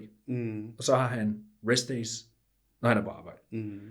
Men der har jeg også fundet ud af, der er nødt, fordi de dage han så arbejder, der forbrænder han ikke... output kæmpe Hans output er enormt. Det kan godt være, at han så ikke har sin 2 timers pull-træning, hvor han også brænder mange kalorier, men han bærer rundt på kufferter med 15.000 steps og vejer over 100 kilo. Så der er også en stor kalorieforskel, så sådan, det er jo altid... Der er altid cases. Det er jo altid relativt. Og der er ikke nogen tommelfingerregel, men sådan, som du selv siger, det her med tools, not rules. at have en eller anden form for calorie og makrocycling, tror jeg også bare er godt for sådan fordøjelsessystemet, fordi hvis vi kigger, nu ved jeg er jo ham, der altid bringer stenalderen op, ikke? Hvis vi kigger på det, og hvordan alle dyr lever, sådan, der er aldrig garanti for mad i naturen. Så sådan, nogle dage fik du meget mad, og nogle dage fik du ikke noget mad, og sådan, jeg tror, at det der med at spise præcis det samme hver dag, er ineffektivt, uden, jeg har ikke noget bevis for det her, men bare sådan, når jeg tænker logisk over det, sådan, det her med, at der er en eller anden form for variation. Ja. Også en madvare måske. Og det giver rest days jo også en mulighed for det her med, bare du har 2 forskellige planer. Det kan være så simpelt som, at okay, du 2 gange om ugen måske får den her fødevare, der måske ikke er helt lige så god på papiret, men lige er lidt nice for hovedet. Så kan man lige få nogle burger, eller wraps, eller whatever. Sådan. Ja, det er også det. Altså sådan, det klassiske, sådan lidt utraditionære måltid, det er jo altid rest day måltid 4. Ja. Det er altid sådan lidt, og det er jo der, de får let's get jiggy with it her. Det er der, de får deres Mexi, eller deres kyllingburger. Præcis, eller at det er, at man scheduler et fast off-plan meal. Ja, altså sådan, meget høj, det har jeg gjort med gutterne, det er sådan, når jeg virkelig presser dem, sådan Benjamin for eksempel, har været sådan der, rest days, måltid 4, off-plan meal. Have at it. Ja. Altså sådan, hvor, altså sådan, spændet begynder først for mig at blive større på den gode side 4.000, ikke? Jo. Altså sådan, fordi nu sad jeg lige i morges og lavede noget makro for en, og sådan, hun fik så 3.000 på sin hviledag. Det er meget mad for en pige. Hun var sådan big bachigal, som vi får lov til at se til foråret. 3.000 på hviledage, ja, det tror jeg også ud. Hun er i hvert fald den eneste, hvis man kigger på muskelmassen, der tænker, at jeg kan trække den mængde mad. 3.000 på hviledag, 3.500 på træningsdag, ikke? Hvor der skal spises op, det bliver der også. Og det er sådan, ja, det er spændt på 15%, ikke? Men carbsene var måske sådan der 100-150 til forskel.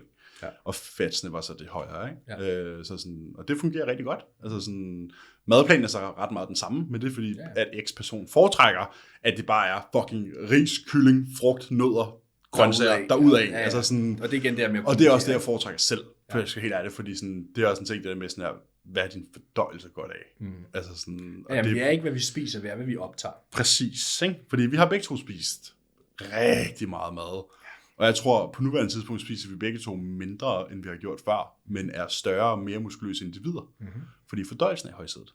Så det var sådan, men det er jo en helt anden box of worms, man kan åbne, fordi sådan, at begynde at snakke om fordøjelse, og digestibility, og glykemisk load, og altså det er en helt Pandoras æske, det er en hel episode jo. Altså sådan, det er mere. Så altså det her med sådan at tage hensyn til, sådan, for det første, hvad klienten har brug for, men også det her med sådan, tage hensyn til, sådan, hvordan skal du dele dine kalorier på den mest hensigtsmæssige måde, ikke? Du bragte det her op med, at i nogle situationer kunne det være fordelagtigt at spise mere på sin, eller nogen mener, at man burde spise mere på sin rest days. Og jeg tror faktisk for første gang i år, at jeg implementerede det. Og det var ikke en gaining phase, det var en prep. Fordi jeg havde en, som skulle grave dybt. Og vedkommende havde 5 træningsdage om ugen, 2 rest days. Og der blev gravet dybt. Altså der blev gravet med alt, der var gravet med. Og der valgte jeg simpelthen, okay, i stedet for at vi har 5 dage med lav mad, og 2 dage med rigtig lav mad, så har vi i stedet for 5 dage med lav mad, og 2 dage med lidt mere mad, hvor der også er den mindre fatigue. Så der havde jeg en, der så fik en substantial amount af mad mere. Så ikke, jeg vil ikke klassificere det som en refeed, fordi der var stadig cardio og steps in place og sådan noget. Men der så jeg en bedre applikation for, i stedet for at vi har træningsdage, hvor 5 gange om ugen, der kommer til at være lave alligevel, for du skal skabe et underskud. Og så havde jeg 2 dage, der var endnu mere sucking.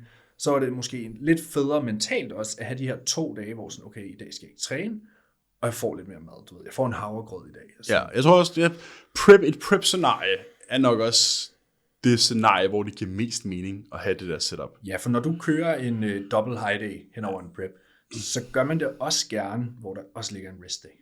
Ja, hvis det passer, tidspunktet tillader det. Jo, men man er ikke ked af, det ligger der. Bestemt ikke. Jeg husker, det var Luke Sando, der var meget sådan, i forhold til det med at spise mere på sin hviledag, hvor han ville have 4 måltider på sin træningsdag, og 5 på sin hviledag. Men det er jo så også fordi, hvis man træner som en skildpadde, og bruger rigtig lang tid i centret, så har du ikke tid til at spise 5 gange på en træningsdag. Det er altså lidt svært at se, hvordan man kan have tid til det. Men det er så, hvad det er. Men du ved, han havde meget det argument med sådan, spise 5 gange på hviledagene, og sådan at virkelig bare recover, do fuck all, spise hele dagen, og så kan du have mindre mad i maven i løbet af din træningsdag, og være mindre sådan bloated, være mindre oppustet, fordi du ikke skal spise lige så meget, som du gør på din hviledag. Og det er jo også... Der er også mindre tid at spise i på en træningsdag. Det er der.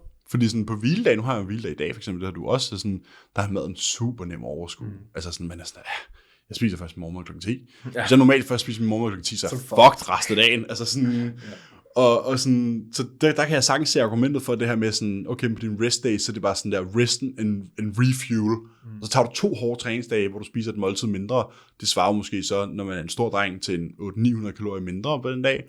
Men det gør så også bare, at man altså sådan, måske har en bedre internal feel, altså sådan, i forhold til digestive stress på din træningsdag, fordi du ikke både skal fordøje din mad, samtidig med at du drikker den intra, samtidig med at du prøver at sende blodet af mulige andre steder hen. Så det kan jeg også sagtens se argumenter for. Men i praksis, der har jeg bare altid haft det på den måde, at jeg synes, kalorieindtaget på træningsdag skal være højere, simpelthen fordi... Jeg vil heller ikke sige, at jeg er enig med Luke Sando der. Nej, det behøver man jo heller ikke være. Det er jo bare hans argument. Og i det, man kan jo argumentere for alt. Nu bragte du lige der med, at du har svært at se, hvordan man ikke kan spise 5 måltider på en træningsdag. Jeg er på 3. dag nu af 4 måltider om dagen. Jeg er gået ned fra 5 til 4. Og det er ikke første gang, jeg har gjort det. Jeg har gjort det i perioder før, og det er bare mere nice, fordi der er et spisevindue mindre. Fordi på mine træningsdage 5 måltider, ikke, der er et pre-meal, som typisk er mit første måltid. Og det kan ikke være stort. Altså det kan det godt, men så skal jeg så bruge endnu mere tid på at vente, før jeg træner, eller også så føler jeg mig bare som klamhed under træning. Ja. Så har jeg et måltid, som nærmest bare et halvt måltid, kaloriemæssigt i forhold til, hvad de burde være. Ikke? Ja, så kommer der lidt intra, men jeg kan stadig ikke pound 150 carbs ned i min intra, og så har jeg det også lort. Og sådan, så mit første reelle måltid, det er måltid 2. Post-workout. Yes. Og hvis jeg så mangler 3 måltider efter der, så synes jeg bare, at det kommer meget i karambolage med min arbejdsdag, kontra når jeg har 4 måltider. Fordi lige nu, som det har kørt de sidste dage i hvert fald, så har jeg mit pre, som stadig er mindre end de andre. Så når jeg træner, kommer hjem, får mit post med det samme, som også er rimelig nemt på fordøjelsen. Og så har jeg ligesom sådan et 3,5 timers vindue, hvor jeg bare giver den gas op på kontoret. Og så nogle dage er jeg færdig med check-ins der. Går ned, så bruger jeg også mere tid på mad, og min måltid er større, så bliver jeg også brugt mere tid på det enkelte måltid. Og så har jeg så et vindue bagefter, hvor jeg kan lave startups, content, whatever, eller slap af, hvis man skal det en dag. Kig på baby. Og så har jeg det her et større måltid igen, men så har jeg også stadig længere tid til min sengetid, ikke? Jo. Hvor hvis jeg havde 3 måltider der, som jeg havde før, så var det tit sådan, jeg kom hjem og fik pause, gik op og arbejdede, men så var der ikke så lang tid til, at jeg skulle afbryde mit arbejdsflow for at gå ned og spise. Ja. Og sådan, jeg føler også, når jeg spiser, så er jeg ikke lige så effektiv lige efter. Jeg arbejder bedst med lidt lavt blodsukker. Det gør du også. Det er derfor, man i prep altid bliver fastet indtil kl. 12, fordi man sådan der, jeg har det fucking sweet. Man kører bare. Jeg har jo så struktureret min mad nu, sådan, altså mig og Hugo, vi spiser mit pre-meal sammen. Han får det samme. Ja, give me by the way. Hvad hedder det? Og cream of fries. Og cream of fries. Og havregryn, og peanut butter, og banan. Og så afleverer jeg ham, tager op i gym, træner, spiser min post oppe i gym, tager hjem, fordi så er digestive timeren, den er ligesom sådan, den er startet. Tager hjem, får arbejdet indtil klokken 3:30. Jeg skal hente Hugo i vuggestue klokken 4. Spiser, henter ham, er sammen med ham fra 16 til 19:30. Spiser igen, så er der lige 2-3 timer, og så hvis jeg magter det, kan jeg så spise igen, ikke? Eller så spiser mig og Emilie måske noget, der er lidt mere calorie dense, der når han er lagt i seng, spiser noget sammen, og så sætter vi os begge to til at arbejde, ikke? Og så kan du gå i seng på en relativt tom mave. Præcis. Ja. Så sådan, det handler om, måske mest af alt i bund og grund, om at strukturere sin madplan alt efter ens dag. Og det er igen det, vi snakkede om tidligere, det her med sådan, at lad det ikke overtage dit liv, men få det til at passe ind, ikke? Jo, for jeg følte tit, det blev sådan, så havde jeg de der 3 måltider, jeg skulle have efter post, men tit blev det sådan, at jeg var sådan, jeg mangler jo kun lige 5 check-ins, ikke? Ja, så ryger jeg spisevinduet. Og så, så sidder du der, og så, nu mangler jeg 2 måltider klokken 20. Ja. Så spiser du klokken 20. Og sådan fandt jeg bare, altså det er jo selvfølgelig igen, så kunne jeg jo have valgt at gå ned og spise, men så havde jeg igen sådan, så skulle jeg ligesom dele en workblock op i 2. Jeg føler bare, at et bedre flow. Er der måske noget merit for 5 måltider bedre end 4? Kigger vi på proteinsværinger? Ja. Men jeg tror samtidig også, at det måske udvejer, at nu får jeg ligesom med god clearance mellem, jeg er sulten, når jeg skal spise. Jeg kan mærke sådan der, okay, nu skal jeg have mad. Så jeg har meget mere appetit, når jeg skal spise. Jeg tror også, jo mere lyst du har til maden, jo bedre fordøjer du det. Ja. Og jeg kan seriøst se på mine sleep scores, når jeg har spist tæt på sengetid, og når jeg ikke har.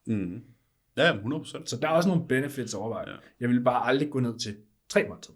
Nej, altså det kan du sige, the bro vil du sige, eller ikke, nok ikke the bro, men hvis man er sådan lidt mere sådan scientific based, og det hele skal være sådan, hvis man er sådan der ægte the optimal crew, så vil det jo være sådan der, du skal helst spise hver 2,5 time døgnet rundt, fordi så kan du stimulere muskelproteinsyntesen maks gange i løbet af døgnet. Så skal du aldrig sove. Men sådan der, bro, it doesn't work. Altså sådan, du ved, jo, så skal du have dit morgenmål, så skal du have dit måltid 1 klar, når du vågner. Ja, så skal du direkte ud og spise det. Og så kan du nå at spise igen, du ved. Så er du op klokken 6, spiser igen måske 8:45, givet det tager dig 5 minutter at spise.